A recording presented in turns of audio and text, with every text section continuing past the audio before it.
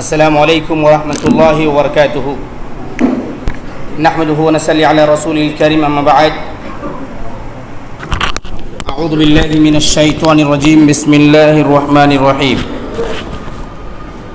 فذکر ان الذکرى تنفع المؤمنین۔ تمام تعریف اللہ رب العالمین کے لیے ہے اور درود و سلام نازل ہو تمام نبیوں پر، خصوصاً اللہ کے آخری رسول جناب محمد رسول اللہ صلی اللہ علیہ وسلم کی ذات اقدس پہ۔ معزز حاضرین، ہمارے اور آپ کے لیے آج کی یہ مناسبت جب کہ ہمارے درمیان امیر محترم فضیلۃ الشیخ مولانا اصغر علی امام مہدی السلفی مدنی حفظہ اللہ وتولی، جو مرکزی جمعیت اہل حدیث ہند کے امیر ہیں اور سالوں سے آپ جماعت و جمعیت کی خدمت کر رہے ہیں، آپ ہمارے اور آپ کے درمیان موجود ہیں۔ یہ ہم سب کے لیے انتہائی عزت و شرف اور فرحت و شادمانی و سعادت کا موقع ہے۔ ہم اس موقع پہ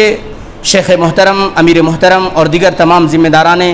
جمعیت و جماعت اور مہمانان کرام کو آکوٹ، شہر آکوٹ میں خوش آمدید کہتے ہیں اور دل کی گہرائیوں سے ہم ان کا استقبال کرتے ہیں۔ حاضرین، یقیناً ہمارے علماء کرام انتہائی اہم اور قیمتی ہیں،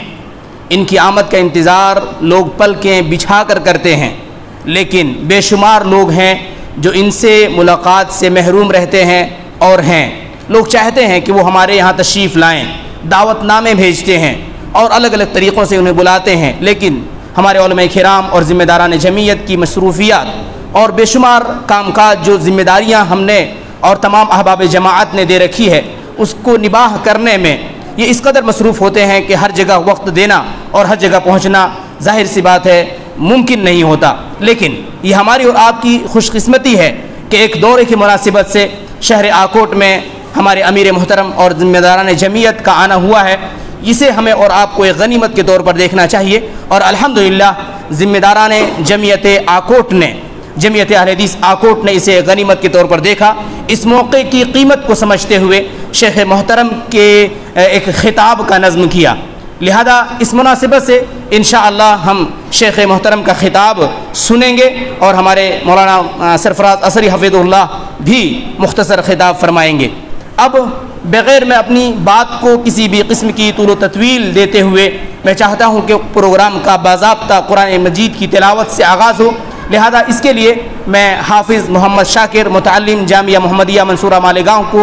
آواز دیتا ہوں کہ آپ آئیں اور تلاوت قرآن مجید سے باضابطہ پروگرام کا آغاز فرمائیں۔ حافظ محمد شاکر ڈائس پر۔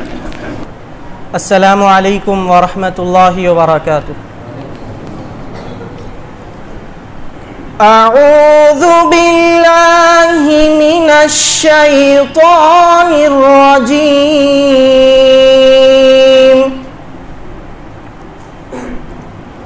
بسم اللہ الرحمن الرحیم۔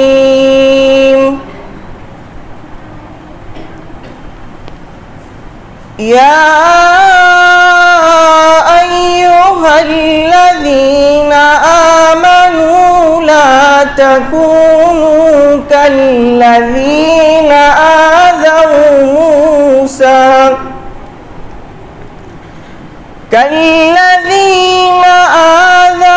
موسیٰ فبرأه اللہ مما قالوا وكان عند اللہ وجیہا۔ یا ایہا الذین آمنوا اتقوا اللہ وقولوا قولا سدیدا يصلح لكم أعمالكم ويغفر لكم ذنوبكم ومن يطع الله ورسوله فقد فاز فوزا عظيما. إن الأمانة على السماوات والأرض والجبال فأبين أن يحملنها وأشفقن منها وحملها الإنسان إنه كان ظلوما جهولا ليعذب الله المنافقين والمنافقات والمشركين والمشركات ويتوب الله على المؤمنين والمؤمنات وكان الله غفورا رحيما. السلام عليكم ورحمة الله.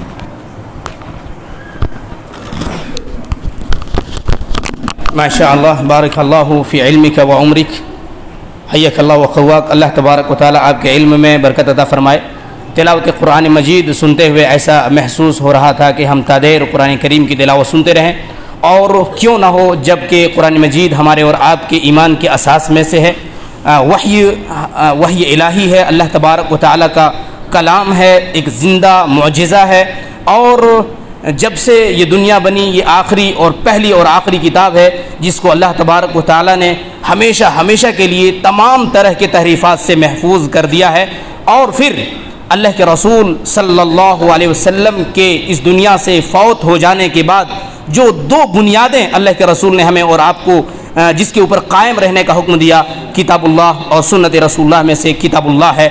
لیکن ظاہر سی بات ہے وقت اپنا ایک حد رکھتا ہے، لہذا ایسی صورت میں یہ ممکن نہیں تھا کہ ہم بہت دیر تک تلاوت قرآن مجید سنتے. بہرحال اللہ تبارک و تعالیٰ سے میں دعا کرتا ہوں اللہ تبارک و تعالیٰ حافظ محترم کو صحت و تندرستی بخشے اور ان کے علم میں اضافہ فرمائے. معزز حاضرین، اب ہم تقریر سلسلے کی طرف آگے بڑھتے ہیں، اور تقریری سلسلے کے سب سے پہلے کڑی ہمارے مہمان علماء کرام میں سے مولانا سرفراز عصری حافظہ اللہ وطول اللہ ناظم اعلیٰ صوبائی جمعیت اہل حدیث مہاراشٹر کو دعوت خطاب دیتا ہوں کہ آپ تشریف لائیں اور اپنے قیمتی کلمات سے ہم سامعین کو نوازیں. شیخ ڈائس پر.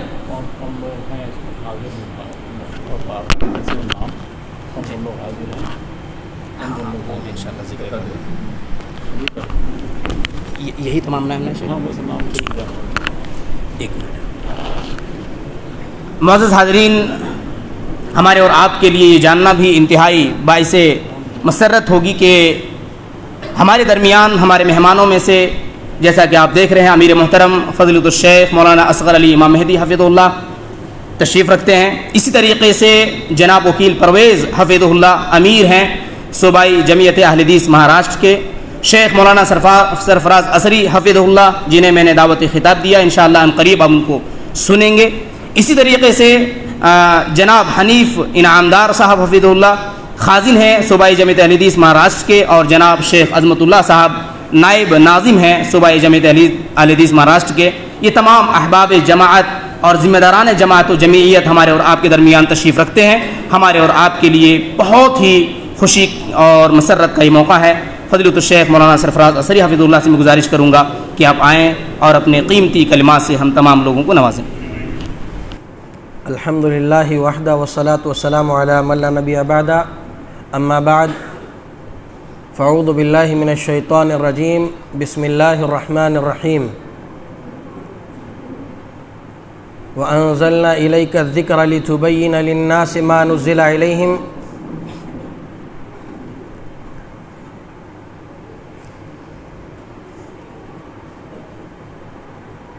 اسٹیج پر جلوہ افروز گرامی قدر استاذ الاساتذہ فضیلۃ الشیخ اصغر علی امام مہدی السلفی حفظہ اللہ امیر مرکزی جمعیت اہل حدیث ہند، سرپرست آل انڈیا مجلس مشاورت دلی، اسی طریقے سے اسٹیج پر جلوہ افروز عالی جناب وکیل پرویز صاحب، ناظم مالیات مرکزی جمعیت اہل حدیث ہند و امیر صوبائی جمعیت اہل حدیث مہاراشٹرا، اسی طریقے سے صوبائی جمعیت اہل حدیث مہاراشٹرا کے خازن عالی جناب حنیف انعامدار صاحب، صوبائی جمعیت اہل حدیث مہاراشٹرا کے نائب ناظم شیخ عظمت اللہ صاحب، اسی طریقے سے علماء کرام ذمہ داران جمعیت اہل حدیث آکوٹ، ان تمام اور حاضرین مجلس کی خدمت میں سلام عرض کرتا ہوں، السلام علیکم ورحمۃ اللہ وبرکاتہ۔ محترم سامعین کرام، اس سے قبل کہ میں اپنے بیان کی ابتدا کروں، مختصر چند ایک الفاظ میں شیخ محترم اصغر علی امام مہدی السلفی حفظہ اللہ کی نظامت و امارت میں مرکزی جمعیت اہل حدیث ہند نے جو کامیابیاں کامرانیاں حاصل کی ہیں اور جمعیت اپنی کامیابیوں کی منزل کی طرف رواں دواں ہے،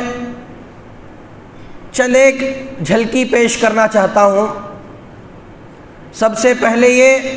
کہ مرکزی جمعیت اہل حدیث ہند یہ ہماری روح ہے، ہمارا اس جمعیت سے ایمانی تعلق جڑا ہوا ہے، اور ہر اہل حدیث کے دل میں مرکزی جمعیت اہل حدیث ہند کا وقار، اس کے لیے جذبہ، اس کے لیے ولولہ ہمیشہ مجزن رہا ہے، اور انشاءاللہ الرحمن ہمارے آخری دم تک یہ جذبہ، یہ ولولہ، یہ الفتیں، یہ محبتیں مرکزی جمعیت اہل حدیث ہند کے ساتھ جڑی رہیں گی۔ الحمدللہ شیخ نے جب مرکزی جمعیت اہل حدیث ہند کی نظامت سنبھالی تو آپ نے الحمدللہ 4 زبانوں میں مرکز کی جانب سے آرگن مجلات کا اجرا شروع کیا، تاکہ عوام الناس بالخصوص اہل حدیثوں تک منہج اہل حدیث کی دعوت، منہج اہل حدیث کا موقف، خاص طور سے اس پرفتن دور میں جب کہ انکار حدیث کا فتنہ عروج پر ہے، اخوانیت عروج پر ہے، اور اخوانیت نے اپنے الگ الگ لبادوں کو اوڑھ کر کئی تنظیموں کی شکل میں ہندوستان اور پوری دنیا میں کام کرنا شروع کیا ہے۔ تو ایسے وقت میں فضیلت الشیخ کی نگرانی میں، آپ کی سرپرستی میں اردو زبان میں ترجمان جاری ہے، اور الحمدللہ کئی برسوں سے بلا کسی ناگہ، بلا کسی تردد کے ترجمان اپنا ہر ہفتہ، ہر 15 روزہ برابر ملک کے گوشے گوشوں تک پہنچایا جا رہا ہے۔ اسی طریقے سے ہندی زبان میں، اسی طریقے سے انگلش میں، اسی طریقے سے عربی زبان کے اندر الحمدللہ ان 4 زبانوں میں مرکزی جمعیت اہل حدیث ہند ہماری ترجمانی کر رہی ہے، اور دہشت گردی اور اسی طریقے سے فرقہ واریت کے خلاف برابر لڑ رہی ہے۔ الحمدللہ شیخ کی نظامت کے بعد سے لے کر کے آپ کی امارت کے دور میں 300 سے زائد کتابیں الحمدللہ مکتبہ ترجمان کے اندر چھپی، اور لوگوں کے درمیان اس کو لایا گیا، لوگوں نے اسے بڑی پذیرائی دی، لوگوں نے اسے ہاتھوں ہاتھ قبول کیا، لوگوں میں اسے بڑی مقبولیت حاصل ہوئی۔ الحمدللہ ایسے خصوصی مجلات اور کتابوں کا اجرا بارہا مرکزی جمعیت اہل حدیث ہند نے کیا ہے۔ ایسے ہی مرکزی جمعیت اہل حدیث ہند وقتاً فوقتاً کانفرنس، اجتماعات، خطاب عام، سمپوزیم اس طریقے سے منعقد کرتی ہے۔ تربیتی پروگرام للائمہ والدعات کے نام سے ہر سال پروگرام منعقد ہوتے ہیں، جس میں علماء اکرام کی تربیت کی جاتی ہے، ائمہ و دعات کو ٹرینڈ کیا جاتا ہے کہ منہج سلف کو جمعیت اہل حدیث کے پلیٹ فارم سے کیسے لوگوں تک پہنچایا جائے، اور بڑی بڑی کانفرنسیں منعقد کر کے دنیا کے بڑے بڑے دانشور بالخصوص ائمہ حرمین شریفین کو مدعو کیا جاتا ہے، اور الحمدللہ شیخ محترم کی دعوت پر ائمہ حرمین شریفین ہندوستان تشریف لاتے ہیں اور منہج اہل حدیث کی نشر و اشاعت اور ترویج میں اپنی حصہ داری کو درج کراتے ہیں۔ محترم سامعین کرام، اسی طریقے سے جمعیت اہل حدیث ہند، مرکزی جمعیت اہل حدیث ہند نے تعمیری میدان میں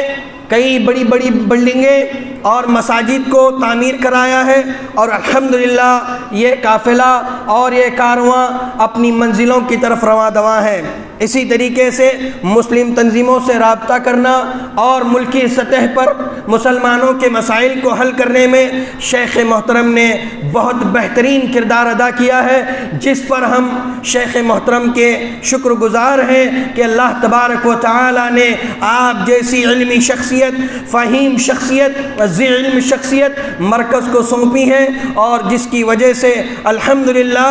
23 صوبوں کے اندر 3 کروڑ سے زائد اہل حدیث کی نمائندگی شیخ محترم کر رہے ہیں۔ اللہ تبارک و تعالی شیخ محترم کی عمر میں برکت عطا فرمائے، آپ کا سایہ تا دیر ہم پر باقی رکھے، جمعیت جماعت پر باقی رکھے۔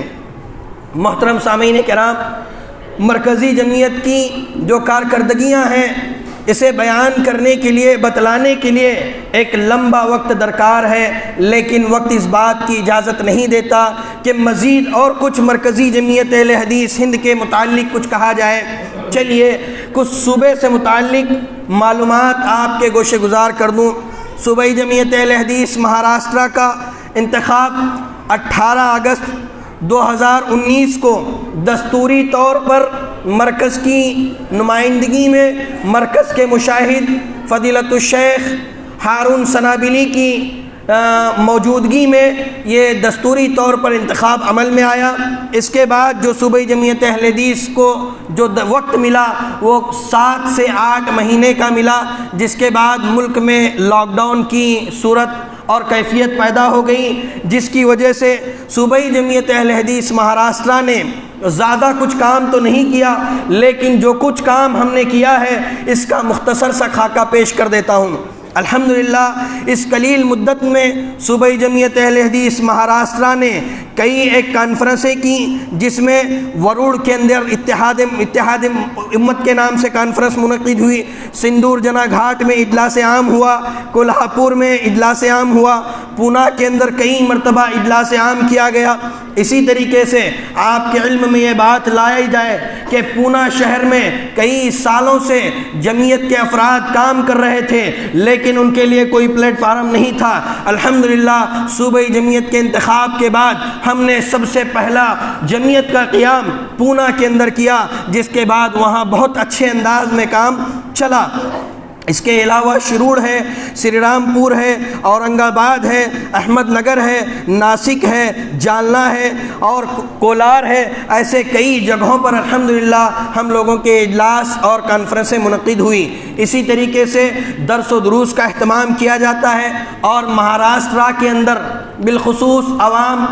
دینی علم سے ناواقف ہے، ہمارے اندر علم کی کمی ہے، تو لہٰذا ہم لوگوں نے دینی ہیلپ لائن کے طور پر ایک صوبائی جمعیت اہل حدیث کا دینی ہیلپ لائن نمبر جاری کیا، جس پر سوالات، روز مرہ کے سوالات کے جوابات پیش کیے جاتے ہیں۔ جس کو جو سوال پوچھنا ہوتا ہے ہمارے علماء کرام سے رابطہ کرتے ہیں اور اس کے جوابات دیے جاتے ہیں۔ ایسے ہی دارالافتاء کا قیام عمل میں آیا۔ الحمدللہ مرکزی جمعیت اہل حدیث ہند کی نگرانی میں دارالافتاء چل رہا ہے۔ جب بھی کوئی تحریری سوال آتا ہے تو ہم مرکزی جمعیت اہل حدیث سے فتویٰ منگا کر کے عوام الناس تک پہنچاتے ہیں۔ ایسے ہی شعبہ نشر و اشاعت کے اندر ہم نے جامع اذکار و دعاؤں کے نام سے کتاب کا اجرا کیا اور لوگوں میں اس کو ہم نے فری تقسیم کیا۔ اسی طریقے سے 2019 سے لے کر کے برابر اب تک ہم نے ہر سال کیلنڈر چھپوایا اور کم سے کم قیمتوں میں اس کو تقسیم کیا۔ ایسے ہی شعبہ میڈیا کے طور پر روزانہ الحمدللہ قرآنی آیات و احادیث کا ترجمہ لوگوں میں نشر کیا جاتا ہے۔ تعلیمی سرگرمیوں کے لیے ہم نے مکتبوں کے قیام کے لیے لوگوں کو رہنمائی کی، ابھارا۔ ایسے ہی ملاقاتی دورے ہوئے اور واٹس ایپ گروپ کے نام سے ہم نے نکاح واٹس ایپ گروپ بنایا، جس پر الحمدللہ 10 سے زائد اہل حدیث گھرانوں میں شادیاں ہوئیں۔ ایسے ہی شعبہ بیت المال ہے اور کووڈ-19 کے اندر ہم نے جو الحمدللہ کام کیا یہ لوگوں سے مخفی نہیں ہے۔ بہرکیف یہ صوبائی جمعیت اہل حدیث کی ایک مختصر سا خاکہ اور ایک ترتیب تھی جو میں نے آپ لوگوں کے سامنے رکھی۔ چلیے ہم اپنے اصل موضوع خطبہ مسنونہ کے بعد جس آیت کریمہ کو میں نے تلاوت کیا ہے، اللہ رب العالمین فرماتے ہیں وَأَنزَلْنَا إِلَيْكَ الذِّكْرَ لِتُبَيِّنَ لِلنَّاسِ مَا نُزِّلَ إِلَيْهِمْ وَلَعَلَّهُمْ يَتَفَكَّرُونَ۔ اللہ رب العالمین فرماتے ہیں اے نبی، ہم نے آپ کی طرف جو قرآن کو، جو شریعت کو، جو اسلام کو نازل کیا ہے، جو اتارا ہے، اس کو کھول کھول کر کے لوگوں کے سامنے بیان فرما دیں۔ محترم سامعین کرام، اسلام مکمل ضابطۂ حیات ہے۔ اسلام نے جو تعلیمات ہمیں دی ہیں وہ مکمل ضابطۂ حیات ہیں۔ انسان کی زندگی سے جو معاملات جڑے ہوئے ہیں، چاہے وہ معاملہ خوشی کا ہو، چاہے وہ معاملہ غمی کا ہو، چاہے وہ معاملہ والدین اور بچوں کا ہو، چاہے وہ معاملہ بھائی بہنوں کا ہو، چاہے وہ معاملہ یا حقوق پڑوسیوں کے ہو یا جانوروں کے ہو، اللہ تبارک و تعالی نے اللہ کے رسول صلی اللہ علیہ وسلم پر جو شریعت نازل کی ہے اس میں اسے کھول کھول کر کے واضح کیا۔ اللہ اس کا اعلان کرتے ہوئے کہتا ہے وَنَزَّلْنَا عَلَيْكَ الْكِتَابَ تِبْيَانًا لِكُلِّ شَيْءٍ، ہم نے جس کتاب کو آپ کی طرف نازل کیا ہے وہ بالکل واضح ہے۔ تِبْيَانًا لِكُلِّ شَيْءٍ، ہر چیز کا، مسئلے کا، ہر مسئلے کا حل اس کے اندر ہم نے بیان کیا ہے۔ محترم سامعین کرام، دنیا کا کوئی مذہب، دنیا کا کوئی دین اپنے اندر اس خوبی کو لیے ہوئے نہیں ہے، اس خوبی کو سمائے ہوئے نہیں ہے جو اسلام نے اپنے اندر سمائی ہوئی ہے۔ الحمدللہ اسلام ایک ایسا مذہب ہے جو سارے معاملات کا حل اور سارے مسائل کا حل بیان کرتا ہے۔ اگر کوئی انسان یہ سمجھتا ہے کہ وہ کتاب و سنت کو پڑھ لیا اور اس نے بہت سے مسائل میں تحقیق کی لیکن مسائل کا حل اسے دریافت نہیں ہوا، تو اس کے تعلق سے علامہ بدیع الدین شاہ راشدی رحمہ اللہ اپنی تفسیر کے اندر لکھتے ہیں کہ انسان یا کوئی علامہ ہو، کوئی عالم ہو، کوئی فقیہ ہو، اگر وہ کسی مسئلے کے اندر تحقیق کرتا ہے، ادراک کرتا ہے، اپنا فہم لگاتا ہے اور اس مسئلے کے حل کو نہیں پہنچتا، وہاں تک اس کا علم نہیں جاتا، اس کا ادراک اس تک نہیں پہنچتا، تو اس کا مطلب یہ نہیں ہے کہ اسلام نے اس مسئلے کو واضح نہیں کیا ہے، اسلام نے اس کا حل نہیں بتایا ہے، بلکہ اگر کوئی انسان یا کوئی اسلام کی تعلیمات کو چھوڑ کر، اللہ کے کلام، رسول اللہ صلی اللہ علیہ وسلم کے فرمان کو چھوڑ کر کے کسی تیسری جگہ پر اپنے مسئلے کا حل ڈھونڈتا ہے تو یہ ایمان کے منافی ہے، یہ اسلام کے منافی ہے، یہ عقیدے کے خلاف ہے کہ وہ کتاب و سنت کو چھوڑ کر کے اپنے مسئلے کا حل، اپنے معاملے کی سچائی، اپنے معاملے کے حل کو کسی اور جگہ پر جا کر کے تلاش کر لے۔ محترم سامعین کرام، علامہ بدیع الدین شاہ راشدی آگے فرماتے ہیں کہ اگر وہ انسان، اگر وہ عالم تحقیق کرتا جائے یا بڑے علماء سے، علماء ربانین سے رجوع کرے اور اس مسئلے کی تحقیق میں لگا رہے، اللہ کی ذات سے امید ہے کہ اس مسئلے کے حل تک وہ پہنچ جائے گا۔ محترم حاضرین کرام، علامہ بدیع الدین شاہ راشدی امام شافعی رحمہ اللہ کی والدہ کا ایک واقعہ نقل کرتے ہوئے کہتے ہیں کہ ان کی والدہ اور ایک عورت کو گواہی کے لیے جج نے اور قاضی نے طلب کیا۔ جب قاضی نے طلب کیا تو اس قاضی نے ارادہ کیا اراد ان یفرق بینہما، قاضی نے سوچا کہ ان دونوں عورتوں کی گواہی کو علیحدہ علیحدہ لیا جائے، پہلے ایک عورت کو بلایا جائے، اس کے بعد دوسری عورت کو طلب کر کے اس سے گواہی لی جائے۔ جیسے ہی اس نے اس ارادے کو اعلان کی شکل دی اور اعلان کیا کہ دونوں عورتوں کی گواہی الگ الگ دی جائے گی، دونوں عورتیں الگ الگ گواہی دیں گی، تو اللہ اکبر، قربان جائیں اس عالمہ فاضلہ پر، امام شافعی رحمہ اللہ کی والدہ پر۔ انہوں نے کہا کہ اے قاضی وقت، ایسا تمہیں کرنے کی اجازت نہیں ہے، ایسا تم نہیں کر سکتے کہ تم پہلے ایک عورت کو بلا لو اور اس سے گواہی لو، اس کے بعد دوسری عورت کو بلاؤ، ایسا ممکن نہیں ہے۔ تو قاضی وقت نے کہا ٹھیک ہے، اگر تم اپنی دعوے میں سچی ہو، اگر تمہارا یہ دعویٰ سچا ہے تو اسلام سے، قرآن سے یا حدیث سے کوئی دلیل پیش کی جائے، اگر تم دلیل پیش کرو گی تو انشاءاللہ میں دونوں کی گواہی ایک ساتھ لوں گا۔ تو امام شافعی رحمہ اللہ کی والدہ قرآن کریم کی آیت کو تلاوت کرتی ہیں، ان تضل احداہما فتذکر احداہما الاخری، کہ اگر ایک عورت اپنی گواہی دینے کے درمیان خطا کر جائے، بھول جائے یا کوئی غلطی کر جائے تو دوسری عورت اسے یاد دلائے گی، یہ قرآن کا اعلان ہے۔ اور تم کہہ رہے ہو کہ ایک عورت پہلے گواہی دے گی، جب وہ پہلی عورت جس سے تم گواہی حاصل کرنا چاہتے ہو، گواہی لینا چاہتے ہو، اگر یہ بھول جائے یا اسے نسیان ہو جائے یا ایک خطا کر جائے تو دوسری وہاں موجود ہی نہیں ہے تو اس کی اصلاح کیسے کرے گی؟ اللہ اکبر، جب وہاں وہ موجود ہی نہیں تو کیسے اس کی اصلاح ہوگی؟ لہٰذا دونوں کی موجودگی میں ہی گواہی لی جائے۔ لہٰذا قاضی وقت کو کتاب اللہ و سنت رسول اللہ صلی اللہ علیہ وسلم کے اس فیصلے کو ماننا پڑا اور اس نے دونوں کو ایک ساتھ گواہی کے لیے بلایا۔ تو محترم سامعین کرام، ایک عجیب و غریب مسئلہ تھا، لیکن کتاب و سنت نے اس کے حل کو ہمیں بتلایا۔ آج ہمارے معاشرے میں کتاب و سنت سے ہٹ کر کے بہت سارے ایسے علماء سو جو علماء ربانی کے خلاف دعوت چلائے ہوئے ہیں، ان کا یہ دعویٰ ہے کہ کتاب و سنت ہر چیز کے مسئلے کو بیان نہیں کر سکتا۔ کتاب و سنت آج سے 1400 سال پہلے ایسے حالات تھے جب کہ نہ گھوڑا تھا، نہ گاڑی تھی، نہ انٹرنیٹ تھا، نہ کوئی وسائل تھے، نہ مسائل تھے، ایسے وقت میں نازل ہوا ہے۔ لہٰذا ضروری نہیں کہ ہر مسئلے کا حل کتاب و سنت میں مل جائے، لہٰذا ہمیں تیسری کتابوں کی طرف، باباؤں کی طرف، علماؤں کی طرف ہمیں رجوع کرنا پڑے گا اور ہمیں کسی اور جگہ سے اپنے مسائل کے حل کو لینا ہوگا۔ محترم سامعین کرام، اس طرح کے جب مسائل اور باتیں آتی ہیں، یہ باتیں ہمارے عقیدے کے خلاف ہے، ہمارے منہج کے خلاف ہے، ہمارا ایمان ہے، ہمارا منہج ہے کہ جو بھی مسئلہ ہوگا، چاہے وہ اسلام کے نازل ہونے سے لے کر کے قیامت کی صبح تک کوئی کسی انسان سے جڑا ہو، کسی انسان کی زندگی سے جڑا ہی کیوں نہ ہو، اس انسان کی زندگی کا وہ معاملہ کتاب و سنت میں مضمر ہے، بشرطے کہ ہمارا علم، ہمارا فہم، ہمارا ادراک وہاں تک پہنچتا ہو۔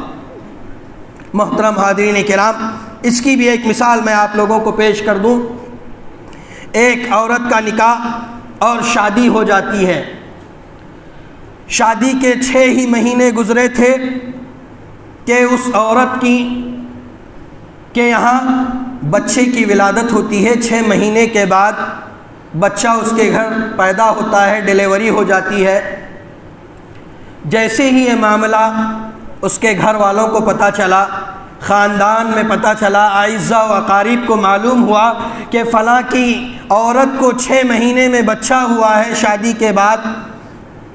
تو خاندان میں بڑی چیمے گوئیاں شروع ہوئی، معاشرے میں بدنامی کا ماحول پیدا ہونا شروع ہو گیا، بدچلن کے ارادے اور بدچلن کے الزامات دینے کی بات آنے لگی۔ جب یہ بات اس کے شوہر کو پتہ چلی کہ معاشرے میں اس طرح کی باتیں، چیمی گوئیاں ہو رہی ہیں، تو اس کے شوہر نے ارادہ کیا کہ اب کوئی ٹھوس قدم اٹھایا جائے اور اسے چھوڑ دیا جائے، جبکہ اس مسئلے کے حل کے لیے کوئی راستہ اور کوئی چیز اسے نظر نہیں آ رہی تھی سوائے اس عورت کے طلاق یا اس عورت سے جدائی کے۔ ایک شخص نے اس کے شوہر کو یہ مشورہ دیا کہ آپ علماءوں سے اس مسئلے کا حل پوچھیں، اس مسئلے کو آپ علماءوں کے سامنے رکھیں، انشاءاللہ اللہ تعالیٰ کی ذات سے نا امید نہ ہو، کوئی مسئلے کا حل ہو جائے گا، اللہ آسانی سے مسئلے کو حل کر دے گا۔ تو اس کے شوہر نے بڑی کوششوں کے بعد جب علماءوں سے رابطہ کیا اور مسئلہ بیان کیا کہ 6 مہینے ہوئے شادی کو اور ولادت ہو گئی، ڈیلیوری ہو گئی بیوی کی، کیا یہ جائز بچہ ہے کہ ناجائز بچہ ہے، کیا معاملہ ہے؟ تو اللہ اکبر، قربان جائیں علماء کرام پر جنہوں نے اپنی محنتوں سے مدارس کی چٹائیوں پر بیٹھ کر کے دال چاول کھا کر کے اللہ کی راہ میں قربانیاں پیش کر کے علم دین کو حاصل کرتے ہیں۔ علماء اللہ کی رضا کی خاطر اپنا بچپنا مدارس میں لگاتے ہیں، یہ عمر جب کہ کھیل کود کی ہوتی ہے، ماں باپ سے لگاؤ کی ہوتی ہے، ماں باپ سے چمٹے رہنے کی ہوتی ہے، اور قربان جائیں ان کے ماں باپ پر جو اپنی ان معصوم بچوں کو مدارس کا رخ کراتے ہیں، چھوٹے چھوٹے بچوں کو، اپنے کلیجے کے ٹکڑوں کو اپنے سے دور کر کے مدارس میں داخلے دلواتے ہیں۔ جب بچے مدارس پہنچتے ہیں ان کی ایسی عمر ہوتی ہے کہ کپڑے گندے بھی ہوتے ہیں تو سمجھ نہیں ہوتی کہ کپڑے ہمارے گندے ہیں، کتنے خراب ہم دکھائی دے رہے ہیں، نہ نہانے کا ڈھنگ ہے، نہ رہنے کا ڈھنگ ہے، نہ کھانے کا سلیقہ ہے۔ لیکن اللہ اکبر، قال اللہ وقال الرسول کا علم جب ان کے سینوں میں پیوست ہو جاتا ہے، اللہ کی برکتیں ان کے سینوں میں نازل ہوتی ہیں، وہی بچہ جب عالم بن کر کے، حافظ قرآن بن کر کے معاشرے میں آتا ہے، اللہ اکبر، دنیا کے اندر سب سے باوقار، سب سے عزت والا ذی علم اسے سمجھا جاتا ہے۔ جب اس کے شوہر نے عالم سے مسئلہ دریافت کیا تو اس عالم نے اس کے شوہر کے سامنے قرآن مجید کی تلاوت شروع کر دی۔ وَوَصَّيْنَا الْإِنسَانَ بِوَالِدَيْهِ إِحْسَانًا حَمَلَتْهُ أُمُّهُ كُرْهًا وَوَضَعَتْهُ كُرْهًا وَحَمْلُهُ وَفِصَالُهُ 30 شهرًا۔ اللہ رب العالمین نے، دیکھیے، بچہ جب ماں کے پیٹ میں ہوتا ہے اس کیفیت اور اس حالت کو بھی الگ الگ جگہ پر ذکر کیا ہے، اللہ رب العالمین یہاں اس حالت اور کیفیت کو بیان کرتے ہوئے کہتے ہیں کہ یقیناً ماں اور باپ، جو بچے کے ماں باپ ہوتے ہیں، ان ماں باپ کے ساتھ حسن سلوک کیا جائے، ان کے ساتھ رحم دلی کا معاملہ کیا جائے، بالخصوص ماں کے ساتھ جو اسے اپنے پیٹ میں تکلیف کے ساتھ لے کر کے اس بچے کی پرورش کرتی ہے، اور جب ڈیلیوری ہوتی ہے، جب اس وضع حمل ہوتا ہے، بچے کی پیدائش ہوتی ہے، بچے کے جنم ہونے کا وقت جب آتا ہے، بڑی تکلیف اس کو ہوتی ہے۔ وہاں سے لے کر کے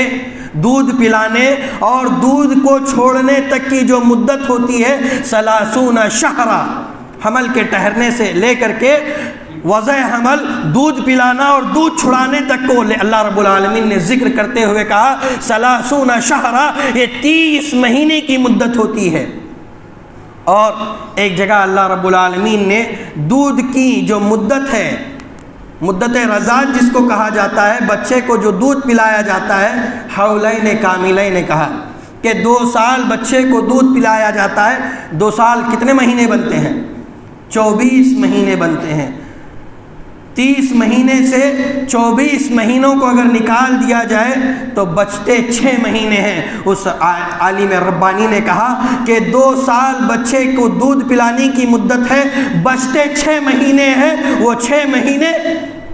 کس کے ہیں؟ بچے کے پیدائش کے 6 مہینے ہیں۔ یہ حلال بچہ ہے، یہ تیرا ہی بچہ ہے۔ الحمدللہ ایک عجیب و غریب مسئلہ تھا، عجیب و غریب واقعہ تھا، لیکن کتاب و سنت نے آج پیدا ہونے والے اس مسئلے کے حل کو 1400 سال پہلے ذکر کیا۔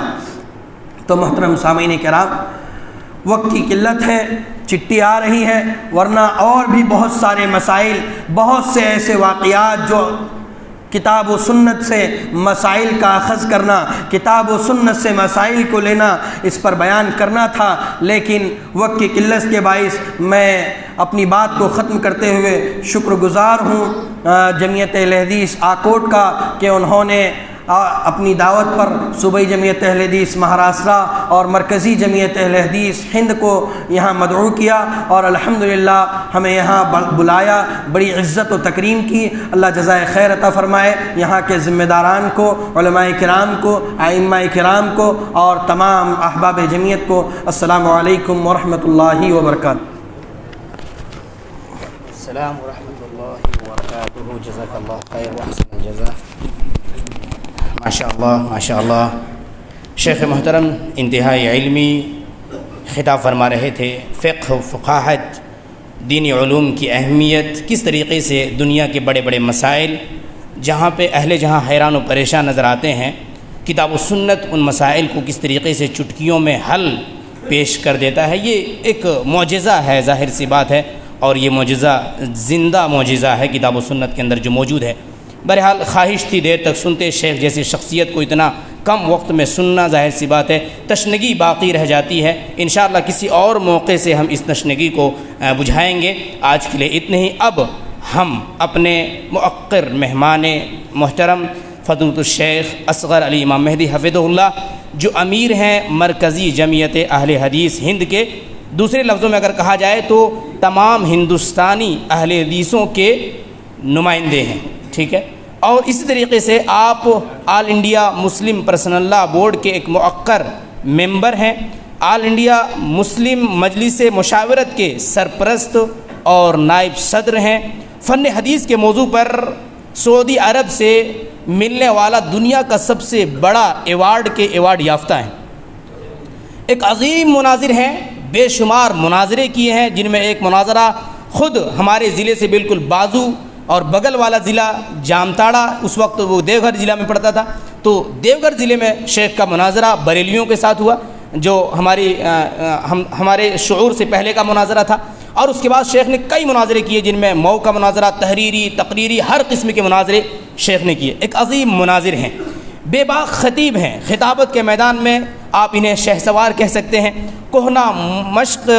صحافی ہیں، صحافت کے میدان میں الحمدللہ بڑے کارنامے ہیں، اور کئی ایک کتابوں کے مصنف اور مؤلف ہیں، تحقیقاتی کام بھی آپ نے بے شمار کیے ہیں، تفصیلی تذکرے کرنا اس وقت اس مختصر سے وقت میں ممکن نہیں، جو لوگ انہیں جانتے ہیں وہ جانتے ہیں، اور جو نہیں جانتے وہ انہیں جاننا چاہتے ہیں، جو انہیں پہچانتے ہیں وہ پہچانتے ہیں، اور جو نہیں پہچانتے انہیں پہچاننے کی خواہش رکھتے ہیں۔ اللہ تبارک و تعالیٰ کا ہمارے اور آپ کے اوپر یہ انعام ہے کہ اتنی بڑی نعمت، شیخ سے ملاقات، انہیں سننے کا شرف ہمیں اور آپ کو بغیر مانگے اللہ نے دیا۔ اللہ کا ہمیں اور آپ کو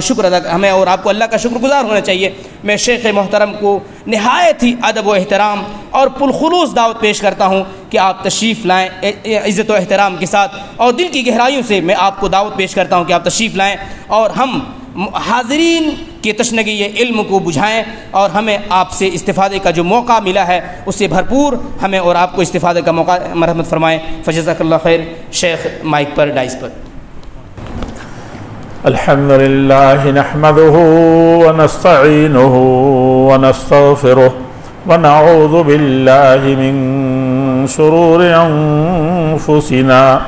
ومن سيئات أعمالنا من يهده الله فلا مضل له ومن يضلله فلا هادي له وأشهد أن لا إله إلا الله وأشهد أن محمدًا عبده ورسوله أما بعد فإن خير الحديث كتاب الله وخير الهدي هدي محمد صلى الله عليه وسلم وشر الأمور محدثاتها وكل محدثة بدعة وكل بدعة ضلالة وكل ضلالة في النار۔ أعوذ بالله من الشيطان الرجيم بسم الله الرحمن الرحيم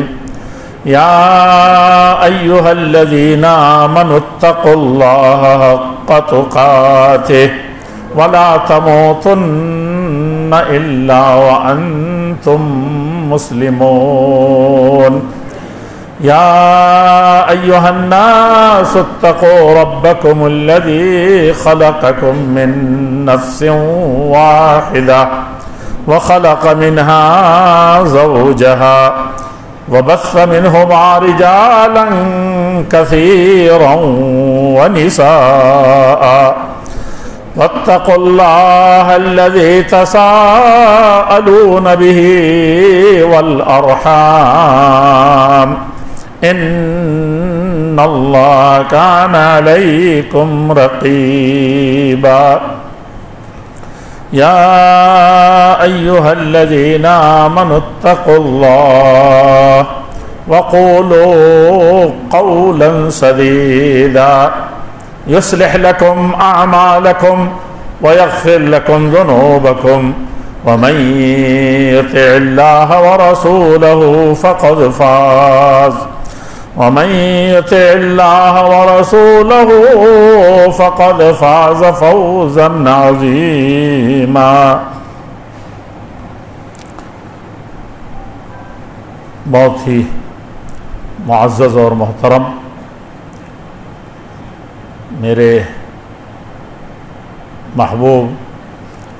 اور عظیم و قدیم شہر آکوٹ کے نہایت ہی معزز باسیوں، ملت کے رہنماؤں اور اس کی ماں اور بہنوں، جماعت اور جمعیت سے متعلق کتاب و سنت کے حقیقی علمبرداروں، قوم اور ملت اور انسانیت اور ملک کے مستقبل کے حقیقی رجال کار، مرد میدان، میرے بہت چھوٹے ننھے منھے عزیزوں اور نونہالوں، اپنی آغوش محبت میں قوم کے نونہالوں کو پالنے والی اور اپنی عزت و حشمت و عفت کی حفاظت کرنے والی میری مائیں اور بہنوں، میرے لیے اپنی اس تاریخی مسجد میں اپنی صوبائی جمعیت اہل حدیث مہاراشٹر کے ذمہ داروں کے ساتھ حاضری ایک بہت ہی سعادت کی بات ہے اور خوشائند بھی۔ ہماری ضلعی جمعیت اہل حدیث اور شہری جمعیت اہل حدیث کے ذمہ داران کی یہ دلچسپی اور ان سب کی طلب بھی ہماری ہمت کو مہمیز دے رہی ہے۔ علماء کرام جو یہاں کسی نہ کسی شکل میں کتاب و سنت کی بالادستی اور ایمان و اسلام سے جوڑے رکھنے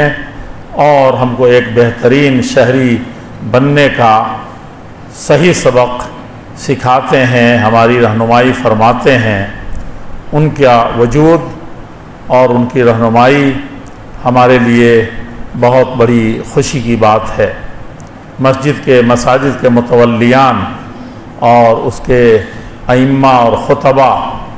ہم سب کی توجہات کے حقیقی مستحق ہیں، جنہوں نے ہم کو دین اور ایمان سے اور خاص طور پر اللہ تعالیٰ کے گھروں مساجد سے جوڑے رہنے کا بہت بڑا پروگرام بھی بناتے ہیں اور اس میں اپنا شب و روز صرف کرتے ہیں۔ میں آپ میں سے ہر ایک فرد کا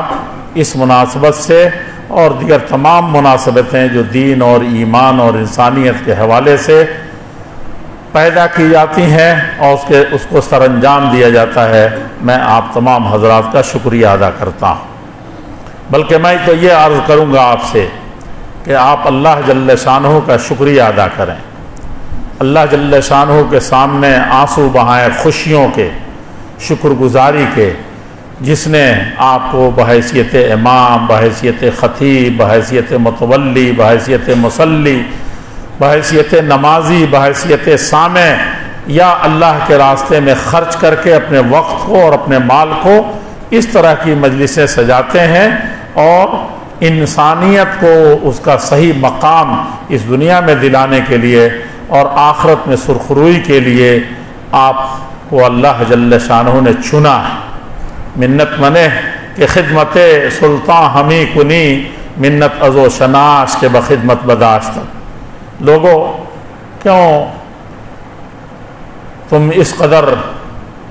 پریشان ہو کہ میرا نام فلاں مجلس میں نہیں آیا،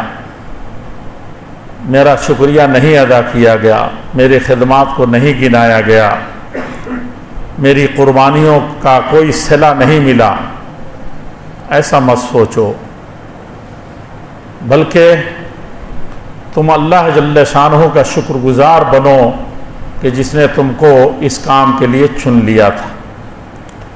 سب سے اونچی جگہ پر تمہارا نام بھی آ گیا، تمہارا کام بھی درج ہو گیا۔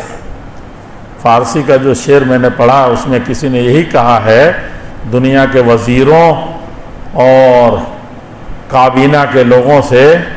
کہ تم کیوں یہ فخر کرتے ہو کہ بادشاہ کی میں خدمت کرتا ہوں اور ملک کے نظام کو چلانے میں اپنا عقل و دماغ اور سب و روز صرف کرتا ہوں، اس لیے بادشاہ پر میرا احسان ہے کہ سارے کام تو ہم وزیر انجام دیتے ہیں۔ نہیں، ایسا مت کرو، اس بات پر شکریہ ادا کرو بادشاہ کا کہ تم کو اس نے اس لائق سمجھا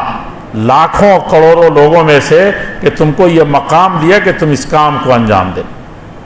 تو شکر اس کا ادا کرو۔ اللہ جل شانہ جس کے حصے میں یہ دولت عنایت فرماتے ہیں وہ پوری زندگی سجدے میں رہے تو اللہ کا کہ شکریہ نہیں ادا کر سکتا۔ اور یہی فرق ہے ہمارے درمیان، ہمارے اسلاف کے درمیان، صحابہ کرام کے درمیان۔ اللہ کے پیارے رسول صلی اللہ علیہ وسلم کے بارے میں آپ جانتے ہیں کہ کان یذکر اللہ فی شأنہ کلہ، اللہ کے پیارے رسول صلی اللہ علیہ وسلم کے بارے میں آپ کی بیوی بتاتی ہیں، بیویاں آپ کی ایک دو نہیں کئی، اور بہت کم وقت رہتا تھا، اور جو تھوڑا وقت رہتا تھا بہت سی باتیں بتائیں بیویوں نے آپ کی زندگی، گھریلو زندگی کے سلسلے میں، لیکن اس میں ایک بات یہ بھی بتائی کہ کان یذکر اللہ، اللہ جل شانہ کو ہر شان میں، ہر آن میں، یعنی ہر وقت اور ہر لمحے اللہ تعالیٰ کو یاد رکھتے تھے، ذکر سے کبھی خالی نہیں رہا۔ یہ بیویاں کہتی گواہی دیتی ہیں، دوسرے بھی یہی گواہی دیتے تھے، صحابہ بھی، اور بعض روایتوں میں فی احیان ہی، اپنے تمام وقتوں میں اللہ جل شانہ کو یاد کرتے تھے۔ کب آتے تھے صحابہ؟ تو کبھی کبھی 11 بج جاتے تھے عشاء کی نماز میں، 11 بجے سر جھکنے لگتا تھا، کانت تخفق رؤوسہم، ان کے صف میں بیٹھے بیٹھے عشاء کے انتظار میں ان کے سر کبھی ادھر ڈھک جاتا تھا، کبھی ادھر ڈھلک جاتا، تب آپ آتے تھے۔ اور اس کے بعد جب جاتے تھے تو کون سا وقت رہتا تھا کھانے کا، کون سا وقت رہتا تھا سونے کا، کون سا وقت رہتا تھا بیویوں کو پڑھانے کا، کون سا وقت رہتا تھا بچوں کے ساتھ پیش آنے کا، کون سا وقت رہتا تھا گھریلو مسائل اور مشکلات کو سمجھنے اور سوچنے کا۔ اور پھر سورہ مزمل آپ پڑھتے ہیں، اور آپ کی نماز کے بارے میں اہل حدیث حضرات تو سب سے جانتے ہیں رات کی نماز کو، کان یصلی اربعا فلا تسأل عن حسنہن وطولہن ثم اربعا فلا تسأل عن حسنہن وطولہن۔ آپ کی بیوی حضرت عائشہ صدیقہ رضی اللہ عنہ فرماتی ہیں کہ رات کو وہ اتنی لیٹ سے آنے کے بعد اتنی جلدی باتیں کرتے تھے ہم سے اور پھر سو جاتے تھے، سونے کے بعد جو اٹھتے تھے نماز کے لیے تو 4 رکعتیں پڑھتے تھے، تہجد کی، تراویح کی۔ فلا تسأل، لوگوں اب تم سے کیا بتاؤں، میں تقریر کرنے میں دنیا کی سب سے قابل عورتوں میں ہوں، کوئی بات بتانی ہو تو سب سے اچھے طریقے سے بتانے میں ماہر ہوں۔ حضرت عائشہ صدیقہ رضی اللہ عنہ بڑی فصیح تھیں، بڑی بلیغ تھیں، عربی زبان کی بڑی ماہر تھیں۔ ایسے مت جانیے گا قرآن کے کوئی آیت کا معنی پوچھتا تھا، آج کل کے بڑے بڑے ادیبوں مولانا کو یاد نہیں، اور وہ فٹ سے عربی کے قابل ترین شعر پڑھتی تھی، اسی قابل تھی۔ وہ کہتی ہیں کہ میں تم کو کتنی اچھی نماز ہوتی تھی، کتنی پیاری قرات ہوتی تھی، کتنی لمبی قرات ہوتی تھی، یہ میں تم کو بتا نہیں سکتی، تم پوچھو لیکن میں بیان نہیں کر سکتی۔ فلا تسأل، سوال ہی مت کرو کہ کیا چیز ہے، سوال کرنا بیکار ہوگا، اس کا نقشہ کھینچنا بہت مشکل ہے۔ وطولہن، اور وہ لمبی کتنی نماز ہوتی تھی۔ ایک دوسری بیوی بیان فرماتی ہیں کہ آپ تو تھکنے والے آدمی تھے ہی نہیں، پاؤں اور جسم آپ کا بہت مضبوط تھا، کم سے کم 70 پہلوانوں کے برابر تو قوت تھی آپ، بڑے بہادر تھے، 4000 تیر انداز تیر چلا رہے تھے، دنیا کے ماہر تیر، اور سب لوگ بھاگ گئے، بڑے بڑے سارے سورما ادھر ادھر ہٹ گئے۔ جو سب سے بڑے سورما تھے وہ کہتے تھے کننا نتقی رسول اللہ صلی اللہ علیہ وسلم، جب تلواروں اور تیروں کی بارش ہوتی تھی بعض غزوات میں تو اللہ کے رسول صلی اللہ علیہ وسلم کے آڑ میں ہم لوگ بچتے تھے، یہ قوت تھی۔ نفیسہ پہلوان کو کیسے آپ نے پچھاڑا تھا، عرب کا سب سے مشہور، تو وہ بڑے ہی جفاکش انسان تھے، اللہ کے پیارے رسول صلی اللہ علیہ وسلم، ان کا بھی پاؤں سوج جاتا تھا تہجد پڑھ کر۔ میں یہ بتاؤں کہ ایک دن کی بیوی نے کہا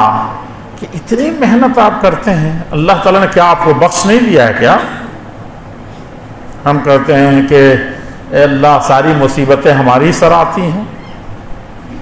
وہاں یہ حالت تھی کہ کیا اللہ تعالیٰ نے آپ کو بخش نہیں دیا، سرٹیفکیٹ نہیں دیا ہے، آپ تو ایسے ہی معصوم ہیں،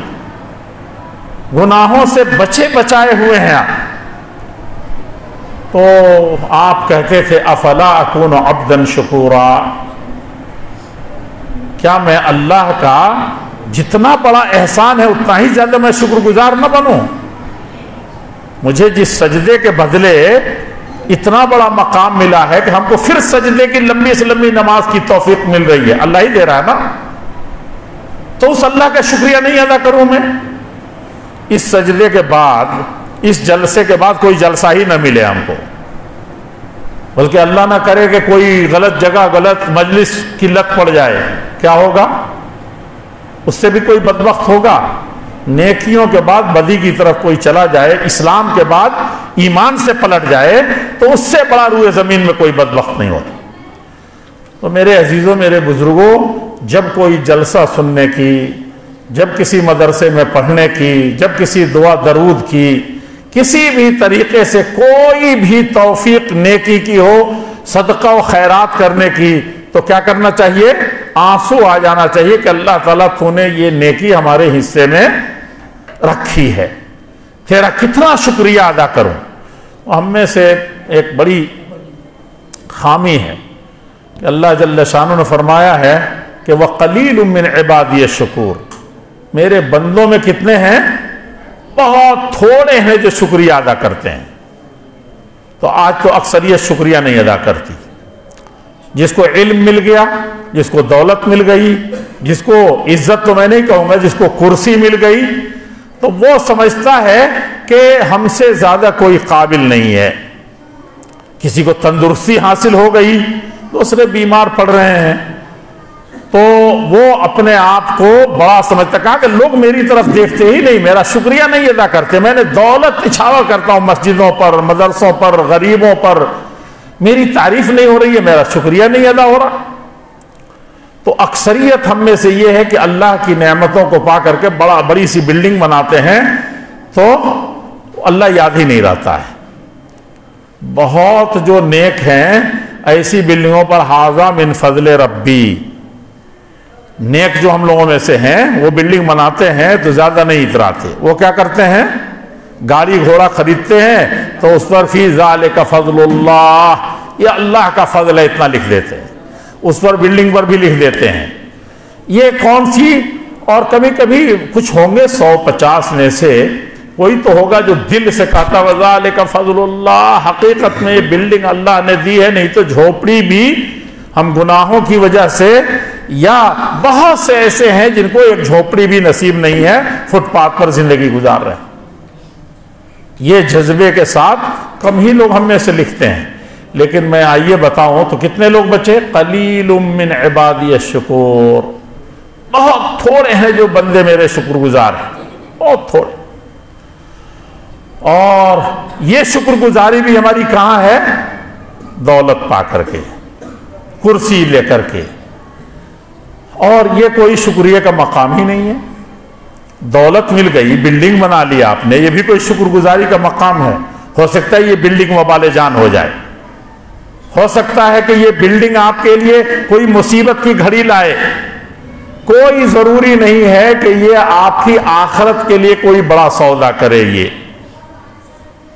سمجھا کہ نہیں سمجھا؟ کوئی ضروری نہیں، یعنی صرف دنیاوی چیز ہے ایک طرح سے آپ دیکھیں تو، اور دنیا پا کر کے آدمی شکریہ ادا کرے۔ دنیا کا معنی ہی ہوتا ہے گھٹیا کے، گھٹیا چیز پا کر کے آپ شکریہ ادا کر رہے ہیں، وہ بھی 100 میں سے 1۔ یہ بہت بڑی مصیبت۔ اصل شکر گزاری کہاں ہے؟ وہ یہ ہے کہ جب آپ نے عشاء کی نماز ہو گئی نا، عشاء کی نماز پڑھ لی، یہ دولت اس کا کوئی بدل نہیں ہے۔ اللہ کے نبی صلی اللہ علیہ وسلم نے ایک موقع سے فرمایا تھا صحابہ سے کہ رکعتا الفجر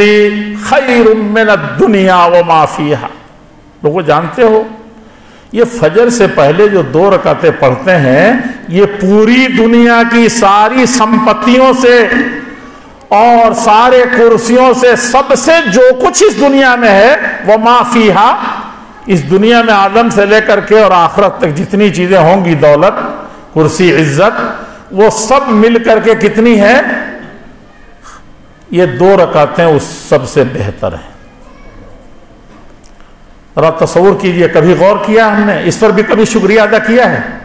بلڈنگ بن گئی تب تو شکریہ ادا کر رہے ہیں۔ جو دنیاوی چیز ہے جس کا کوئی مچھر کے پر کے برابر بھی نہیں ہے، اللہ کے نبی صلی اللہ علیہ وسلم فرماتے ہیں لو کانت الدنیا تعدل عند اللہ جناح بعوضہ، اگر یہ ساری دنیا مل کر کے ہمیشہ ہمیش کی جو دنیا جب سے بنی ہے جب تک رہے گی، یہ سب مل کر کے مچھر کے ایک پر کے برابر ہو، اگر اس کی عزت اور قیمت اللہ کے نزدیک مچھر کے پر کے برابر ہوتی، ما سقى اللہ کافرا شربۃ ماء، تو جو اللہ کو بھلا بیٹھے ہیں، جو اللہ کو نہیں مانتے، حی علی الصلاۃ سن کر کے ادھر ادھر چلے جاتے ہیں، تو ایسے نافرمانوں کو میں اس دنیا میں ایک گھونٹ پانی بھی نہیں دیتا، لیکن دنیا اس سے بھی گھٹیا ہے، اس لیے یہاں کا بدلہ لینا ہے، یہاں کا سجانا ہے۔